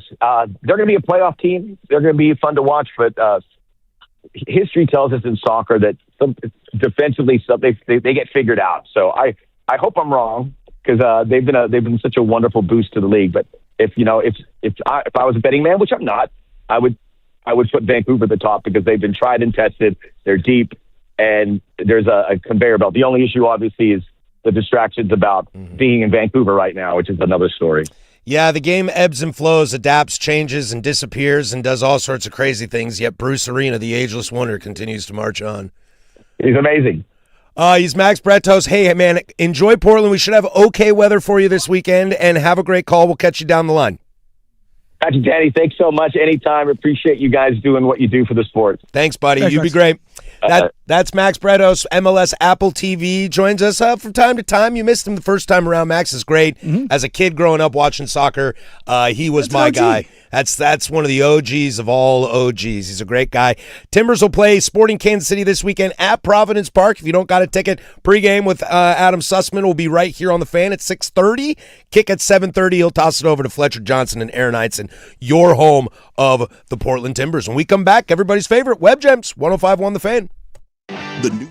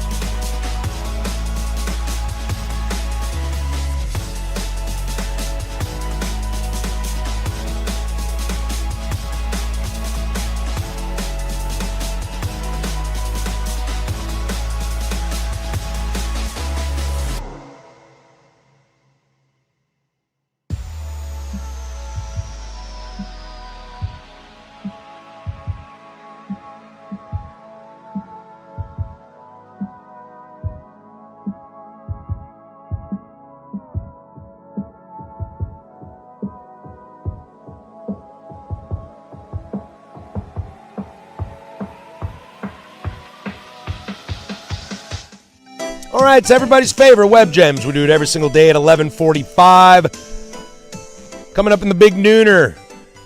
Here it comes, the court case. Did the Blazers have a successful season? Danny will defend they did, and I'll be the jerk and say they didn't, and I am ready, baby, so buckle up. Although I did just realize Memorial Day, I'm going out of town. I'm going into Idaho to do some rafting. That very team I was just talking about with Max Bretos about the San Jose Earthquake being, my heart wants them to be the best team in the Western Conference. I'm going to miss that game. It hurts. It hurts. It hurts. I really, really want to see that game. Simple things in life. I know. But these are the things that are asked of us. This is the last. There's only 2 home games before the World Cup break. This one and then... Which means they have 11 billion home games after the break. That's what I'm hoping, buddy. You start on the road in Seattle, and then it's at home against Dallas, at home against Salt Lake, at home against Seattle. Yeah. One road game, and then you're back home. One road game, home, road, home, road. Yeah. So you're stacking some home games in the back end. On the road at San Jose on September 26th. Road trip? Road trip? That's Anybody? my pop's birthday. That's your daddy's birthday? Yeah, but me and your daddy are going to go to San Jose for his birthday. But see, that's San Jose and not San Diego. I know. San Jose, not great. Yeah. Not great. It's too bad it's not just like right outside San Francisco. Yeah. But again, not yeah. The Bay. Yeah. Southern California versus the Bay. Well, I like the Bay a lot. They're both very different. I'm not getting into this. I don't want to do this. One's better than the other. I'm already going to get yelled at all next hour. I don't want to start early. We can have that court case. Which one better, Southern California or the Bay? I don't think I want to do that. No. Major League Both Baseball of them suck. Let's not act like PNW for life. Let's not act like the Northwest isn't the North's best. PNW for life. We've all been watching baseball for a long time. They've been playing baseball for over 150 years, and I still learn new things every day. Have you ever heard of dry humping in Major League Baseball? Okay, need. There's a nice little break there. We can chop that. I've got it. Okay, good. Have you heard of this term in baseball? No. Baseball continues to fascinate me because, again, over 150 because they have dry years, humping in baseball. 150 years, and you're still learning new things every single day. Jeff Passan had a conversation with Marlins reliever Pete Fairbanks about that very subject. Pete Fairbanks, closer for the Miami Marlins. You have been dry humped many, many times in your life. Can you please tell us what dry humping in baseball is? I sure can. I'd love to be of service to you and maybe add a definition to this here dictionary. I sure can. The dry hump is when, as a reliever, they call down and say, hey, in most cases, it's tighter ahead, so-and-so's in the game. You start warming up. Obviously, there's degrees of it. The worst dry humps are the ones to which you then have to fire it off and be as warm as you would be to go in a game with no guarantee that you go in a game. And if you then say your team does not score the run, you sit back down and you have been dry humped. What does it feel like to get dry humped? Well, one dry hump usually is okay. 2 dry humps does not feel very good. I think in my career I've been dry humped 3 times once, and I felt like I couldn't move my arm for about 8 hours. Couldn't move your arm, huh? I thought you always get dry humped on your leg. Depends what you like. Again, kink-friendly show. That has to be absolutely brutal. Oh, dude. Like, being a reliever in baseball, as tough as it is, imagine being a long inning reliever on a when you're losing. Imagine being the catcher. Do they call it blue arm? What? Do they call it blue arm? Like, it's the second inning, your starter just got shelled. It's 7-0. It's like, you got to go eat innings. The phone call comes, and it's like, yo, Marang, get up. I need 4 out of you. Like, that's being a reliever in Major League Baseball is really, really difficult. The dry humping aspect has got to make it damn near impossible. Well, yeah, because like the way you ramp up is you're doing a little bit of soft toss when you're like, I might. You do it in between innings. Like, you're making sure you don't get too cold, but you're not throwing anything too much. But when you start getting the call, like, hey, we're looking to make the switch, and then bases loaded jam, they get out of it and you go, hey, he's only at 60 pitches. Let's ride this train. And so you sit back down, and then, well, he loads the bases again the next inning, and you're like, all right, hey, man, get ready. We're at this part of the lineup. And you're ready to go, and you're like, all right, let's go do this thing. Hey, sit him back down to get out of the jam again. At that point in time, you're like... Snip, snap, snip, snap, yeah. snip, snap. Yeah, at that point in time, I think you hit 2, you're looking at whoever's the bullpen coach, and you're going, nah, we're good. Do you have any idea what 3 vasectomies can do to somebody? Yeah, you're just like, I'm good, man. My arm's fried. Because like when you start throwing hard, you're throwing game speed now. Oh, you're ready. You're ready. And now you're going to sit me down for another 20 minutes? No, dude. No. Few little baseball news and nuggets. Tarek Skubal had his surgery to get the floaties out of his elbow, whatever the hell that means. 4 to 6 weeks, they're saying. 4 to 6 weeks, and he'll be back. Oh, well, we'll see. Also, Pete Alonso, when asked about the Mets when they tried to re-sign him, he said, they'll be pondering whether or not I'm in the Hall of Fame.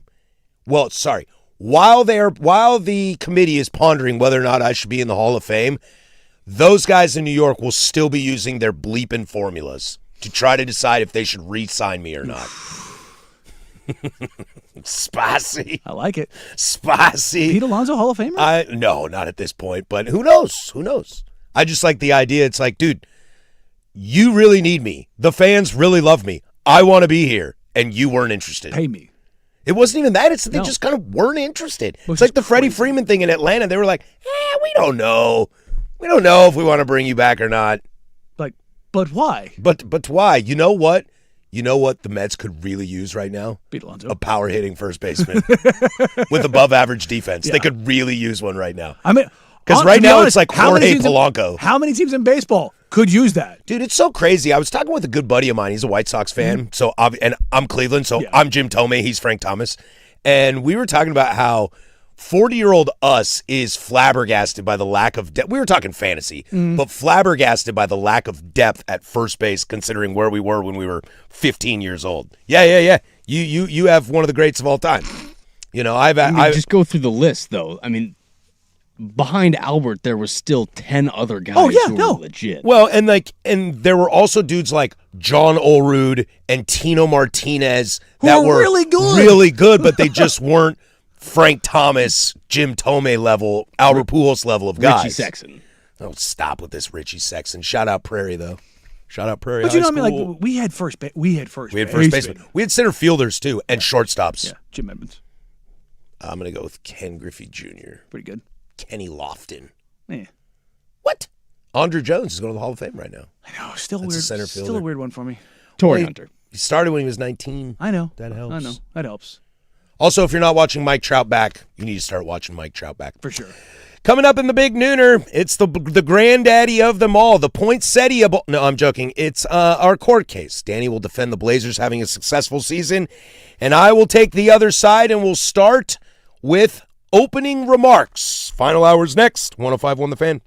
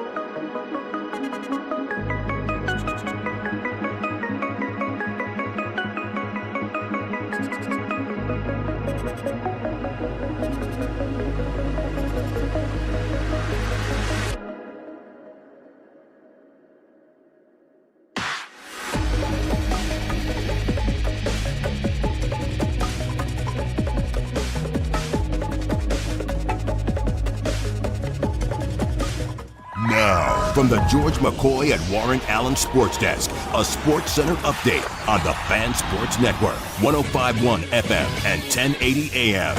This sports update is brought to you by Mountaintop Metal Roofing. No maintenance, energy efficient, fire resistant, and a lifetime warranty. Do it once, do it right. Visit mountaintopmetalroofing.com.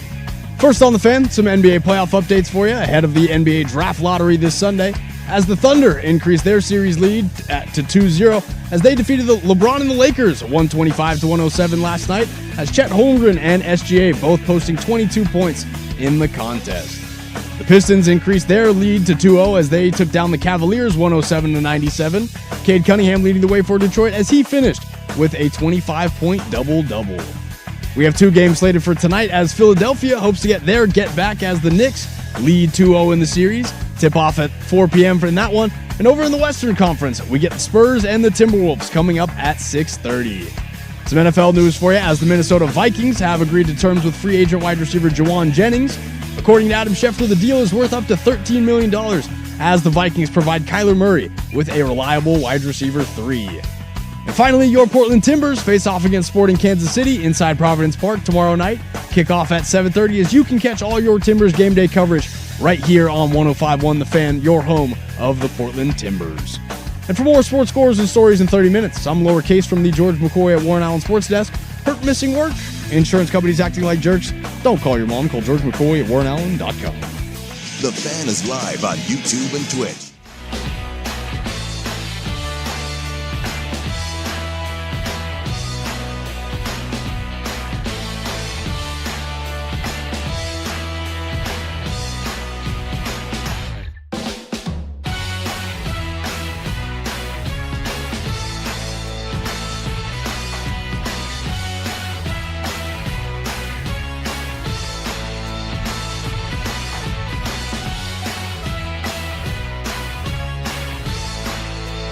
Two down, one to go here. The firm of Harris and Marang. We do this bad boy every single Monday through Friday from 10 a.m. to 1 p.m. Thank you for being a part of our day. We are stoked to be a part of yours. Truly, we are. Coming up after us, we'll toss it over to Duck Insider from 1 to 2. The Fan Happy Hour with Luke Anderson from 2 to 3. And then it's primetime, baby, from 3 to 7. It started at 6 a.m. with Dirt and Sprague.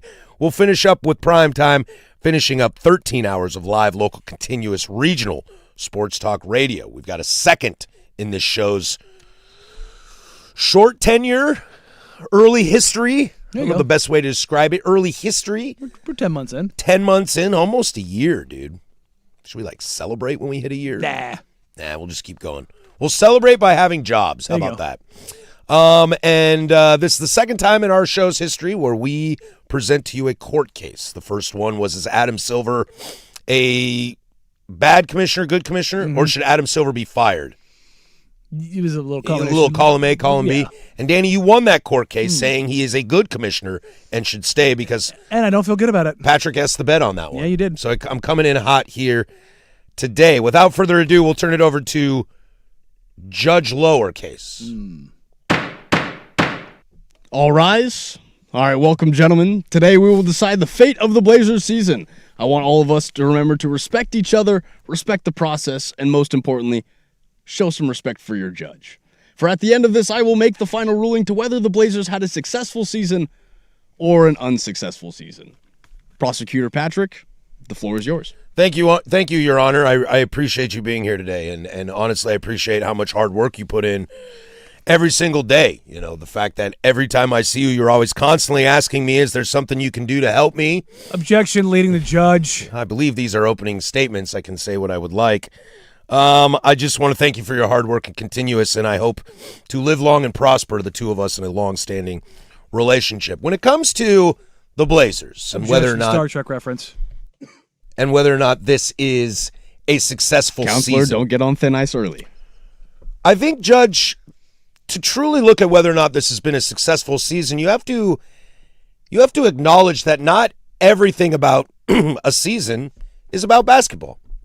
Everything about a season can be on the court, can be off the court, equity built in with your fan base, local media, national media.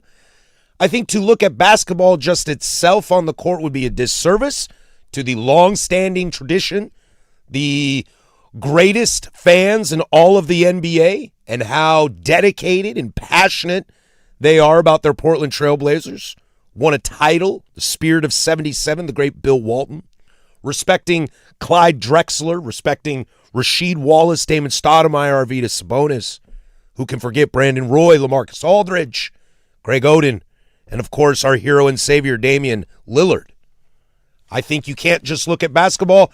You have to look at everything that encompasses the Portland Trailblazers and what it means to the city of Portland. And I will show you today why this team has not gotten there due to their performance and other things entitled to it. Wow, look at this. Right out of the gate, Your Honor. The prosecution and defense are actually going to agree on something. It is, in fact, not based on just what happens on the court. The Portland Trailblazers' successful season was defined not only by on-the-court metrics, but off-the-court metrics as well, whether it starts with the ownership changing hands after so many years of a fan base crying for new ownership, whether it means the business side getting on track, ticket sales going up, wins going up, players going to all-star games. You can run down the list of things that are both on and off the floor. It's a strange position to find the prosecution doing my work for me right out of the gate. But we do appreciate that, and we will just kind of push forward, demonstrating all of the different facets, ways, facsimiles even, of what a successful season both on and off the floor looks like. Thank you, gentlemen. I appreciate those opening statements. That's all I've got for you so far. Especially without kissing ass. What are you talking about? Respect the office, dude. Again, respect for your judge. Yeah, come on. Respect for the process. This guy, look at this guy over here, okay? Unbelievable. He got a degree from the great Oregon State University. Do we have an FBI wiretap program going on? I need to make sure this judge isn't taking bribes.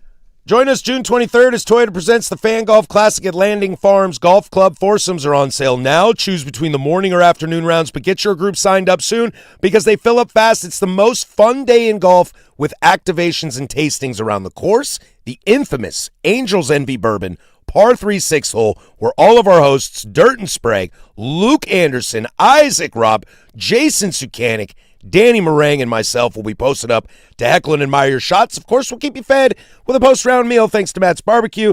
Head to 1051thefan.com and click on the Fan Golf Classic logo for information and to sign up today. The Fan Golf Classic, presented by Toyota, is also brought to you by Fulkin Design and Construction, Henderson and Daughter Windows and Doors, George McCoy at Warren Allen Attorneys at Law, Battery Exchange, Maestro Dobel Tequila, Your Neighborhood Restaurant Group, Philbrook Law, 1-800-DIVORCE, Roto-Rooter, Illegal Mezcal, and Window Nation. I want to talk to you listeners out there right now. This is your opportunity to play along with us.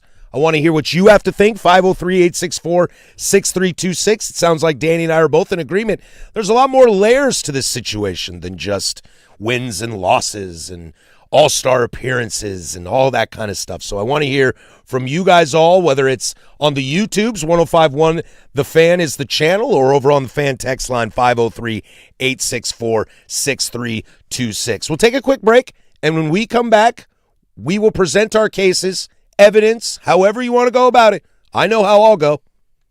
Next, 1051 The Fan. The Fan Golf.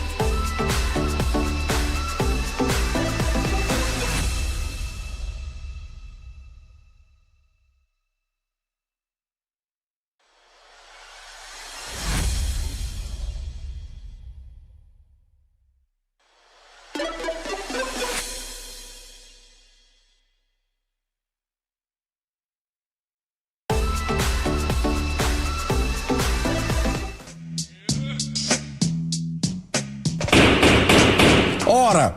You shut it up. Okay. I'm out of order. Now I'm scared. I was all like ready. We're all ready to go here. We'll send it over to Judge Lowercase, who presides over this case. I want to thank both of you for your opening statements. Now, for both of you to present your arguments as to why you think the Blazers season was successful or unsuccessful. Counselor Harris, you may call your first witness or present evidence to the matter at hand. Well, thank you, Your Honor. I appreciate the hard work you do. No pun intended when I say case and lowercase. Just your parents gave you a great name, and they should be thanked for that. There's a lot to get here with this, okay? I did spend most of my opening statements explaining to you that not everything is on the court, that there is some action outside of the court, but I do want to start on the court, okay? The Blazers are a 42-40 team this year. They did have an improvement from last year in wins and losses. Let it be clear, an improvement on wins and losses does not necessarily dictate whether or not that is a successful season. It's an improvement, but improvement is not necessarily success. The Portland Trailblazers this year were 15-32 against teams over a 500 record. You can do the math, and that puts the rest of their wins. Again, that is the lowest winning percentage of any playoff or play-in team in the NBA. Not just the Western Conference, but the entire NBA. That also included the benefit that the Portland Trailblazers had, of 5 teams in the West with under 27 wins. You play more teams in your Western Conference than you do in the East. They had only 3 teams in the Eastern Conference under 27 wins. The bottom of the Western Conference is absolutely terrible, and that is where the Portland Trailblazers feasted. And to feast on lower bottom-feeding teams. To quote Brad Stevens, we're not going to see tanking as bad as we saw this year because teams will have more desire to play next year due to the draft not being as deep. Therefore, there won't be as much bad losses by teams to stockpile wins and falsify what kind of success your team may or may not have. Let's talk about actual play on the court, okay? This team in the NBA was number 1 in turnovers. What are the 2 most important things in today's game? The two of the most important things in today's game is controlling the ball and not turning it over and hitting 3-point shots. This was the number 1 team in turnovers in the NBA. Last year, they were number 2 in the NBA. That tells me they got worse in controlling the ball. That lacks discipline. That's on a coaching standpoint, and you cannot win. You cannot tell me that you have improved when you have gotten worse at taking care of the ball. Now, switch over to that other stat. 3-point percentage shooting. Basically no improvement since last season. 2025, the Blazers shot 34.2 from downtown. In 2026, the Blazers shot 34.3%. That's a 0.1% difference. That is below the line that I believe I heard Danny Marang talk about the Lakers this morning at 38%. That is 4% below where you want this to be. They are the only playoff play-in team with a worse point differential. The only one is the Warriors. On the court, this team is not better than last year. This team has some improvements from players. I will definitely succeed to the defense. Donovan Clingan has become a better player. Denny Avdia has become a better player. But statistically, this team outside of wins is not much different than the team it was last year. Now let's move on to the young future errors. Massive struggles from lottery picks. Shaedon Sharpe's offensive stats look great on paper, but he lacks creation, proven liability on defense, yet somehow this administration has given him an extension for 4 years at $90 million. Scoot Henderson shows flashes, can't stay consistent, disappeared in games despite getting plenty of runway that everybody has asked for. The administration did not set this team up for success. I don't know how you can call a successful season when you realize 2 of your last 3 lottery picks are not a part of your future. Scoot Henderson lacks shooting needed from the guard position, especially in today's basketball. These aren't even the most important part of my argument here. It's off the court. You are starting to see the infrastructure of one of the most blind faith fan bases in the league starting to crack. The equity built for decades is slipping away due to the public perception of where this franchise is right now. Instead of attempting to build off a playoff appearance, all attention has moved to a divisive fan base arguing about players' futures, trades, cheap owner, stadium, relocation. There has never been a larger time in my lifetime of more panic and disarray of this team's perception from the national media, the local media, and the fan base. The history of being able to land free agents has always been really tough in this town, and it's now more real than ever. Trade for a guy, and everyone's scared that they're not going to sign an extension. The history of the franchise is now in the limelight, and it ain't Bill Walton. The Jailblazer documentary comes out showing the franchise not caring about legacy players and eras. When we hear that Damon Stoudemire, somebody that this fan base beloves, thinks he's not loved. You cannot tell me that as the perception of a franchise is starting to deteriorate and fall apart, that just because you won 42 games and beat the Spurs once because Wemby smacked his head on the floor makes you a successful season. You just got lucky. There was a lot more worse than you. Thank you, Counselor. Danny, if you want to take over. Just as a point of order, can we make sure that we get a lawyer that understands which team, in fact, he is fighting for and not against the Portland Timbers? Put it on the board!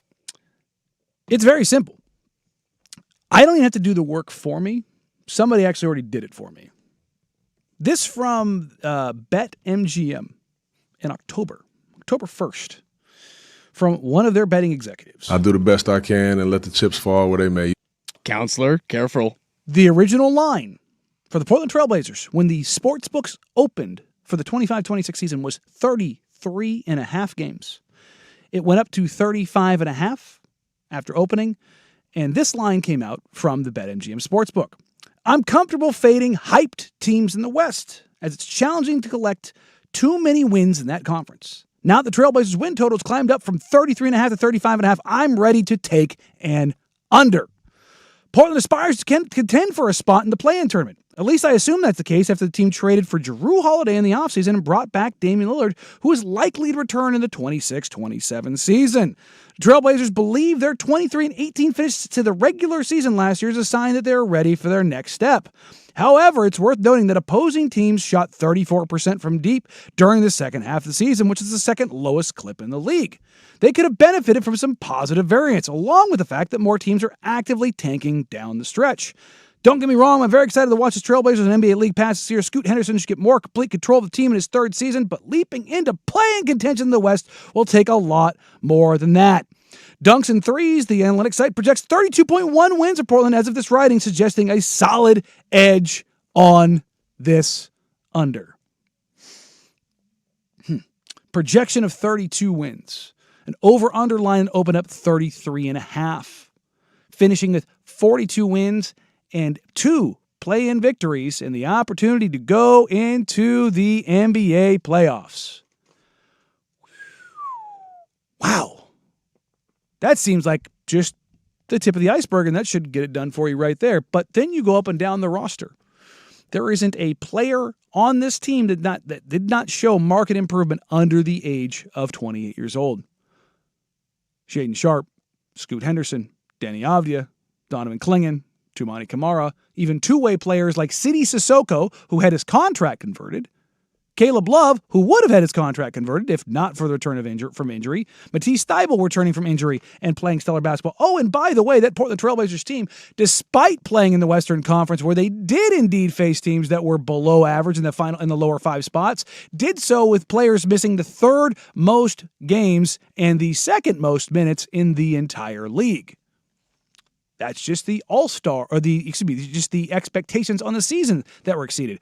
By the way, the Portland Trailblazers, not a long list of all-stars. A team that finished with 1 win over 500 sent a player to the NBA All-Star game in Danny Avdija, the first such all-star they have had since Damian Lamont Ollie Lillard Sr. All of this transpired with their head coach getting arrested the night after the opening game of the season, where a acting head coach took over and took them almost 10 games over the expectation coming into the season. 10 games. That is the difference between 40 wins and 50 wins, 30 wins and 40 wins. That is an order of magnitude separate. That is 1/8 of a season more successful than expectation, if you're talking about 10-game increments throughout the season. Looking at player growth, who underperformed on this season? There isn't a single player on this roster that underperformed by any order. Every single player performed at or above expectation. That seems like a marked success for on-the-court activity. Now we flip that to off-the-court activity. An organization that wasn't doing well in sponsorships. All of a sudden, more sponsorships are on the board. An organization that was worried about an ownership transition now has ownership in place. The organization has been sold. A team that is looking at redoing their arena and their arena lease or have positive momentum heading forward on those. There isn't a single measurement by which the Portland Trailblazers have not met or exceeded expectations across the board. Thank you, Counselor. I appreciate you guys' time. Next, we will go over cross-examinations, and we will have you guys, again, easy when I say this, ask each other some heated questions as to why our arguments feel the way that they do. Thank you both. There's Casey with sports. Now, from the George McCoy at Warren Allen Sports Desk, a Sports Center update on the Fan Sports Network, 105.1 FM and 1080 AM. This sports update is brought to you by Mountaintop Metal Roofing. No maintenance, energy efficient, fire resistant, and a lifetime warranty. Do it once, do it right. Visit mountaintopmetalroofing.com. First on the Fan, some NBA playoff updates ahead of the NBA Draft Lottery this Sunday, as the Thunder increased their series lead to 2-0 as they defeated LeBron and the Lakers 125-107 last night, as Chet Holmgren and SGA both posted 22 points in the contest. The Pistons increased their series lead to 2-0 as they took down the Cavaliers 107-97. Cade Cunningham leading the way for Detroit as he finished with a 25-point double-double. We have 2 games slated for tonight as Philadelphia hopes to get their get-back as the Knicks lead 2-0 in the series.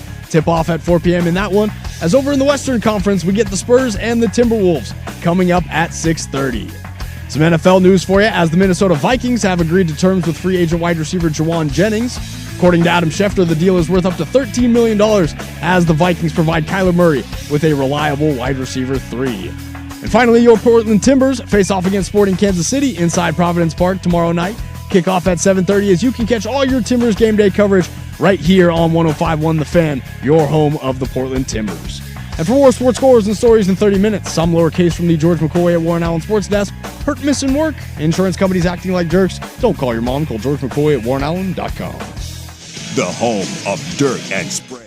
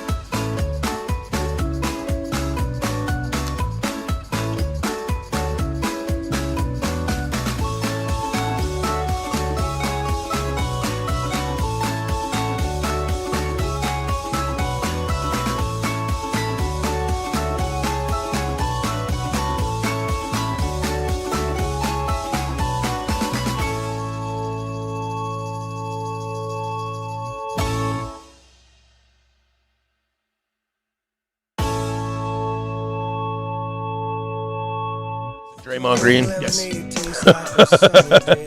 Coming to the Lions, Dan, you get smacked around, buddy. In a war of words, Chuck's nuking and Draymond's just firing little pew-pews. And the funny thing, too, is I can see Draymond on the set being like, I'm going at Charles Barkley. And Charles going, who are you? Yeah.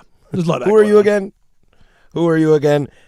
Sorry, I'll turn this over to Judge Casey Smith, Jr. III. Now we will have our cross-examinations. Counselors, you will be given the opportunity to ask 4 questions during this process. And I will add, interruptions and interrupting questions will count as questions.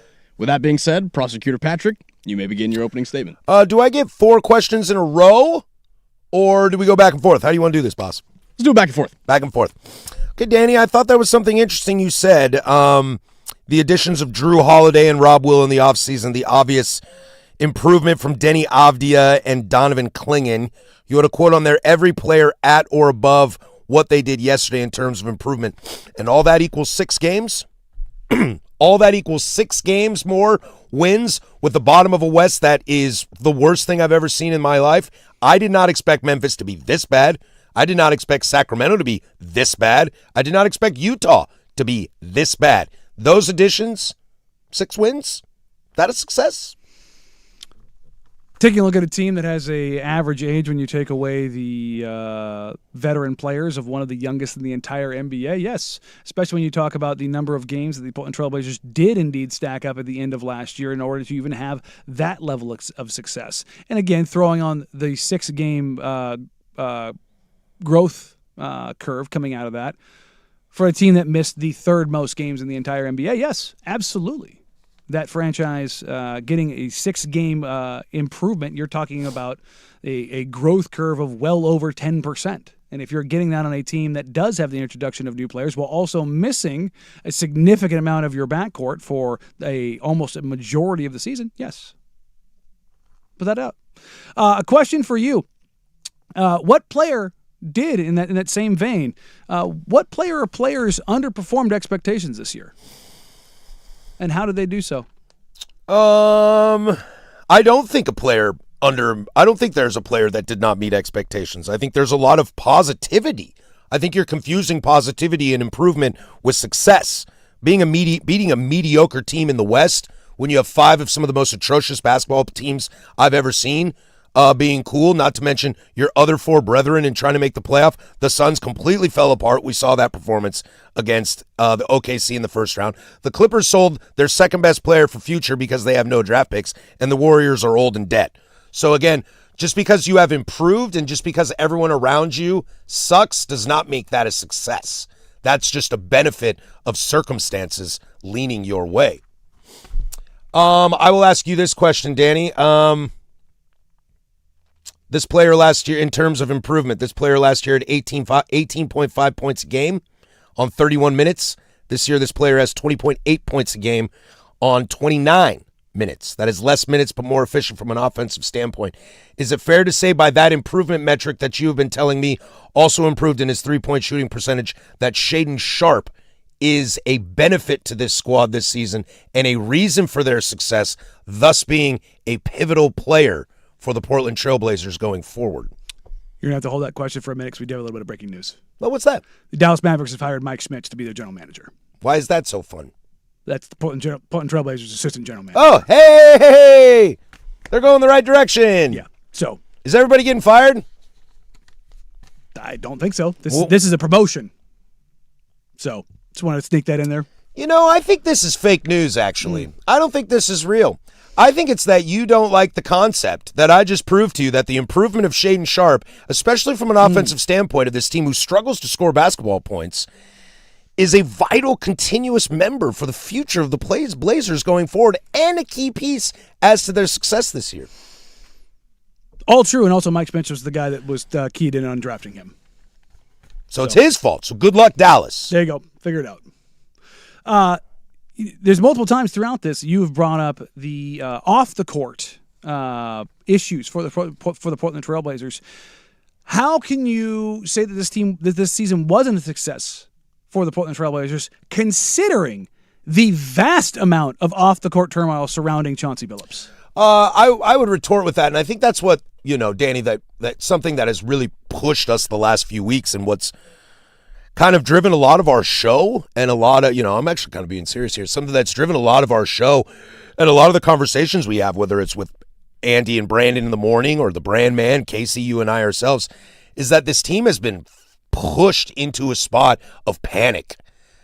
This team has been pushed in front of panic and is now being dragged through the muds of Mark Stein and Bill Simmons and the NBA media. Jake Fisher's on the scene now, and all these people now have so many thoughts to say. You're hearing Bobby Marks' comments on the Trailblazers, and none of it in the larger tone is a positive thing. And because the Blazers' lack of success this season, it has not been able to overcome it. The league is protecting the Clippers. That is why, but they would argue by their metrics that this is not a successful season. They took a step backwards, I get that. The Blazers were not able to captivate the audience enough to get their attention away from the negatives because their season was just kind of mediocre and benefited off of a lot of bad teams in the West. Is my argument. I think that's what's so funny about this conversation, Danny. It's like everything around this team right now. Now, if I pull back the curtain right now, I think this is an ish successful season. I've just never, and I'll double down on this, I've just never seen this team, this fan base, in such, not purgatory, but just like fear-mongering. Dude, we have local people in the media, people we respect, that are like, this team's getting moved. It's over. It's done. Tom Dundon's the worst thing to ever happen since sliced bread. And I've just never seen the fan base on pins and needles as much as I have before. Honestly, as a Blazer fan, as a local media person, it's concerning to me because the amount of equity and the amount of, like I called it, blind faith this fan base has in this franchise who hasn't won a title since 1977 and hasn't been to a finals since Clyde Drexler, Michael Jordan won his first, since those days. That's starting to slip. And honestly, as a fan, it's terrifying to me. Your Honor, before I use my last question here, I just want to state for the record and clarify for the record that the prosecutor did in fact say that it had been a successful-ish season. So with that, I'm going to waste my last question since he's already admitted defeat and ask you, were you about to say the Portland Timbers yet again? No, I was not. I would also like the court to mention the fact and acknowledge the fact that I asked you a question about Shaedon Sharpe and you have danced around it. If Shaedon Sharpe improved on an offensive level from efficiency and from scoring in general while losing minutes and getting a contract extension, that he is the reason why this team has been a successful season. Can you say that? No. That Shaedon Sharpe is a reason this team was successful this year? Yes. And a reason for why he should continue to be here going forward? You were out of question, sir. You were out of question, sir. Out of line, out of order. I'm not going to pretend to know what's going on in Dallas. Talk to me more about this. Yeah, no, this is, Mike Schmitz is one of the most well-respected, sought-after player evaluators that there is. I mean, this is a guy that came up cutting his teeth with Draft Express and Gavoni at ESPN, and when they got bought out, Joe took a chance on him in 2023 or 2022 and met him at the Combine and got that thing together when Joe got the full-time job, and Schmitz getting this job is a big deal. Masai Ujiri took over in Dallas, and he's made an impact right out of the gate. He is going, hey, Mike, guess what? I've got Cooper freaking Flag. Mm-hmm. Want to build? Potentially another top-end draft pick, depending on how the ping-pong balls land. If they go well for Dallas, then you're going to get me to believe the tinfoil. Men's and women's. If things go well for Dallas, you're going to get me to believe in the tinfoil. So you think this is a great hire? This is I think one it's of those fantastic hire. This is one of those. Dallas. Let's go get an up and comer who doesn't have a shot at it, and let's see where this takes us. Mike was always going to get a shot because what's his name from Toronto built something pretty cool over there. Yeah, it just kind of crashed down real quickly. That's what happens when you run. And in Toronto, his kind of protege there, Bobby Webster, is the one who took over as general manager there. He's president. We love talking draft, especially because we love college basketball. And the draft lottery is this weekend, and we'll get to that at some point, probably on Monday. If you are Dallas, and if you are Mike in this new GM role, Of the sexy candidates at the top of the draft, who do you like to pair with Cooper Flagg? Because you can kind of go anywhere, right? Well, yeah. I mean, you could take anybody. You'll take the scoring of DeBonsa. You could have some extra size down there with Boozer. Boozer might be the one left out in that conversation.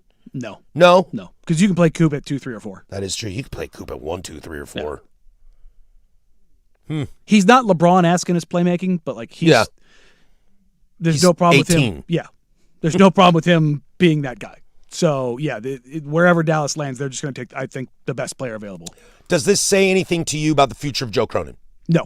No, this is, if anything, this is a feather in Joe's cap. Mm-hmm. Guess who was the first person to go hire Mike Schmitz out of ESPN to go be an assistant general manager? It was Joe. Cronin. Yeah, and now he's got the opportunity to go make it happen in Dallas. Think about it like in coaching trees.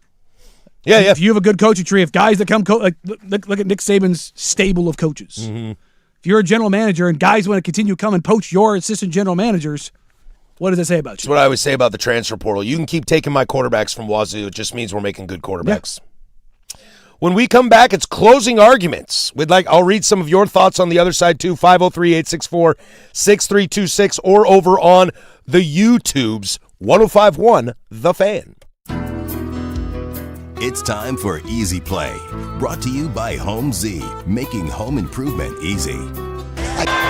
Hits Wallace, Gilgeous-Alexander now against Kennard. His jump shot is good! Shea Gilgeous-Alexander just stops. That's Iron Eagle and Stan Van Gundy. Amazon last night, SGA.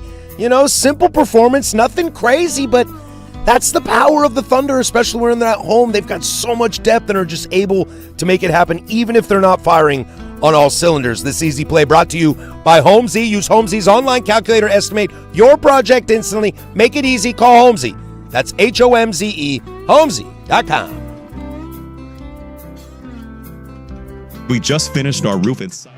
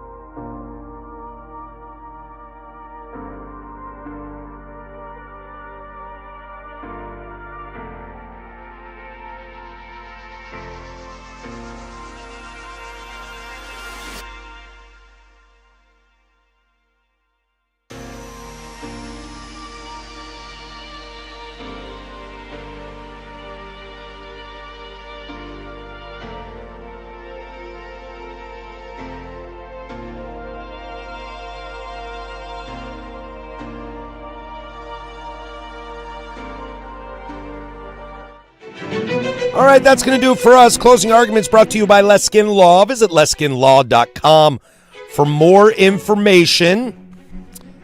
Some weekend stuff. The Portland Fire take on the Chicago Sky. That's tomorrow right here on 910, our sister station. Pregame at 5:45, tip at 6.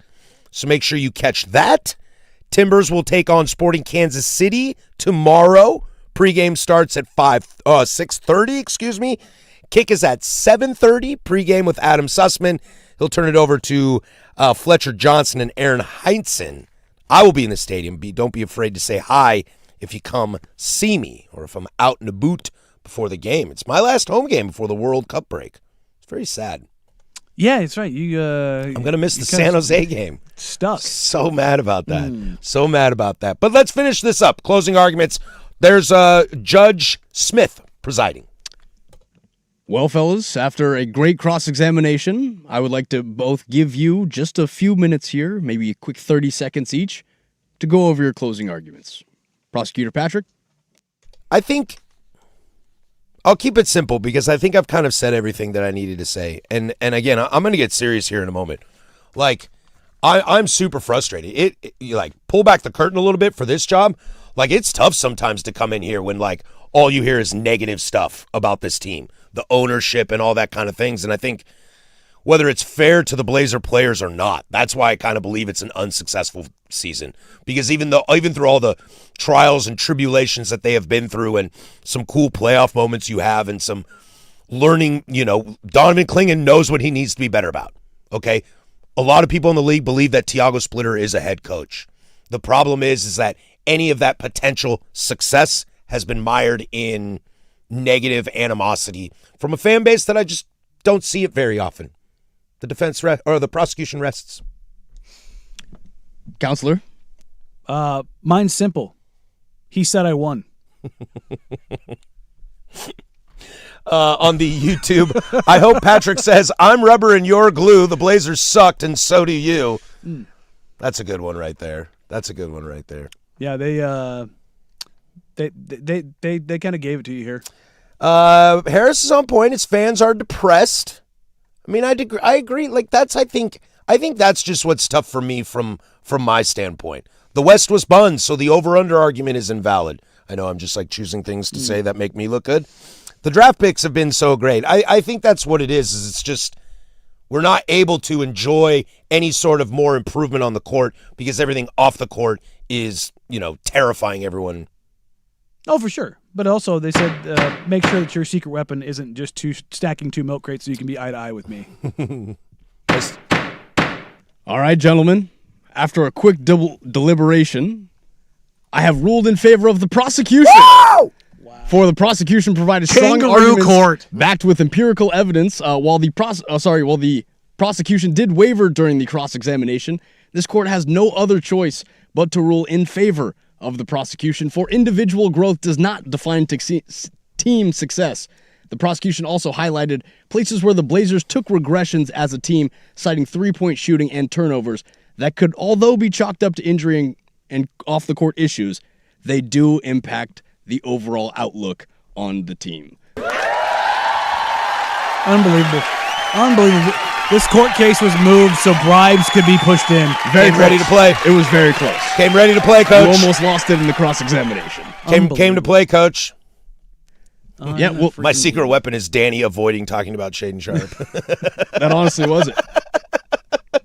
Because that made it pivot. No, but Danny's argument in the cross-examination, that's what really kind of sold it for me, because you argued that the Blazers average, they're a younger team on average. Was that your argument? It was that they're a younger team. The core of their team is younger. The core of their team. Well, OKC is younger than them on average. Charlotte is younger than them. Orlando is younger than them. And all 3 of those teams made the playoffs. And that's, if you look at their average age by minutes, that's where Portland ends up middle of the road. They're ranked 13th in average age by minutes. Because of Drew. Yeah. No. And if Drew and Rob Will and everybody doesn't get hurt for the end of time, it's probably a +8 instead of a +6. +8, you can kind of talk to me. Yeah. Going 36 to 42. If you're going to go on 44, I like that. Yeah, but the final scorecard was 8-7. Ooh, judges 8-7. ruling. Yeah. That was fun. It was fun. Doing one of these like once a month is fun. You kind of see what I mean, though, dude? Like, it just scares me how, like, terrified everybody is right now. Like, everybody's yelling at each other. I mean, we do it, too, and we're part of the problem as media, you know, but it's just, I love Shaden Sharp. I hate Shaden Sharp. Thiago should stay. Thiago should go. Damian's the savior. Damian's probably 60%, you know? Like, I've never seen this fan base like it. Well, they're also in the middle of everything now. Mm-hmm. Whether it's the Giannis stuff or the coaching hires or the GM going and becoming an AGM going and becoming a GM, a brand new owner. I mean, that's the other thing. Like for most of us, I don't have a memory of the Portland Trailblazers pre-Paul Allen. I don't know this squad like that. No, old dad is the only dad I knew. You basically and then dad died. Years old to have that. And then dad died and Aunt took over, but Auntie didn't really care. Mm-hmm. She was fun to hang out with, but she didn't really care about my team. And now I've got a totally. And I think that's now scared a lot. Here. I think that's scared a lot of people, yeah. I think when you brought up the fact that all of our lottery picks of the last 5 years aren't necessarily a part of our future. It wasn't that you directly said that they aren't a part of the future, but the fact that that's a question, that does scare fans. Then what are we drafting for? And I think that's just, I hope this offseason is a little quiet, you know, from that perspective. And I really hope that, you know, we start hearing, when the draft comes around, we start hearing noise about, you know, for example, Jaylen Brown or Giannis Antetokounmpo, Trey Murphy III. Hell, I think this fan base, although I think a lot of people would disagree with it and aren't interested in a Kevin Durant, but just hearing that name floated around would be something sexy. Hearing Kawhi Leonard's name floating around would be sexy. And those are the kind of things, and I would employ, you know, new dad, Tommy D, and mom, Sheil, and Joe, who's still in the job, I would implore you to kind of maybe let that stuff leak out and change the narrative behind the Portland Trailblazers right now. Get it off the court and get it back to on the court. Because when the Blazers are good, Danny, you see that arena. It is rocking. Mm-hmm. And if there's little things about a masseuse needed to check out early, nobody's going to care if there's heavy rumors that Kawhi Leonard is coming to Portland. You see? Get back this image back to basketball. Well, yeah, if you win, you have to do the things. Or you don't have to do the things. That's that's been my point in all of this. Wait till the summer to do all this stuff, dude. Yeah, I agree. Actually, have a win, have a feather in your cap, or at least have a feather in your hand. I know. Before you do everything else. I know, and that was kind of the biggest thing that I just couldn't get off of. It's like this team was successful. They got to the first round of the playoffs, out of the play-in, beat a Spurs team that might go win a title. Sure, Wemby slapped his head, but nobody was able to love and appreciate that because it's just negative, and some of that's on us, some of that's on me. It got me a W, but some of that's on me. 1-1 on the scoreboard here now, fellas. Closing arguments brought to you by Leskin Law. Visit LeskinLaw.com for more information. Leskin Law's one-day divorce mediation, peace treaties, not war plans. That's going to do it for us, everybody. Have a nice weekend, okay? And we'll see you on Monday. For Danny Marang, that's Casey Smith. I'm Patrick Harris. Go do something I would do. Bye.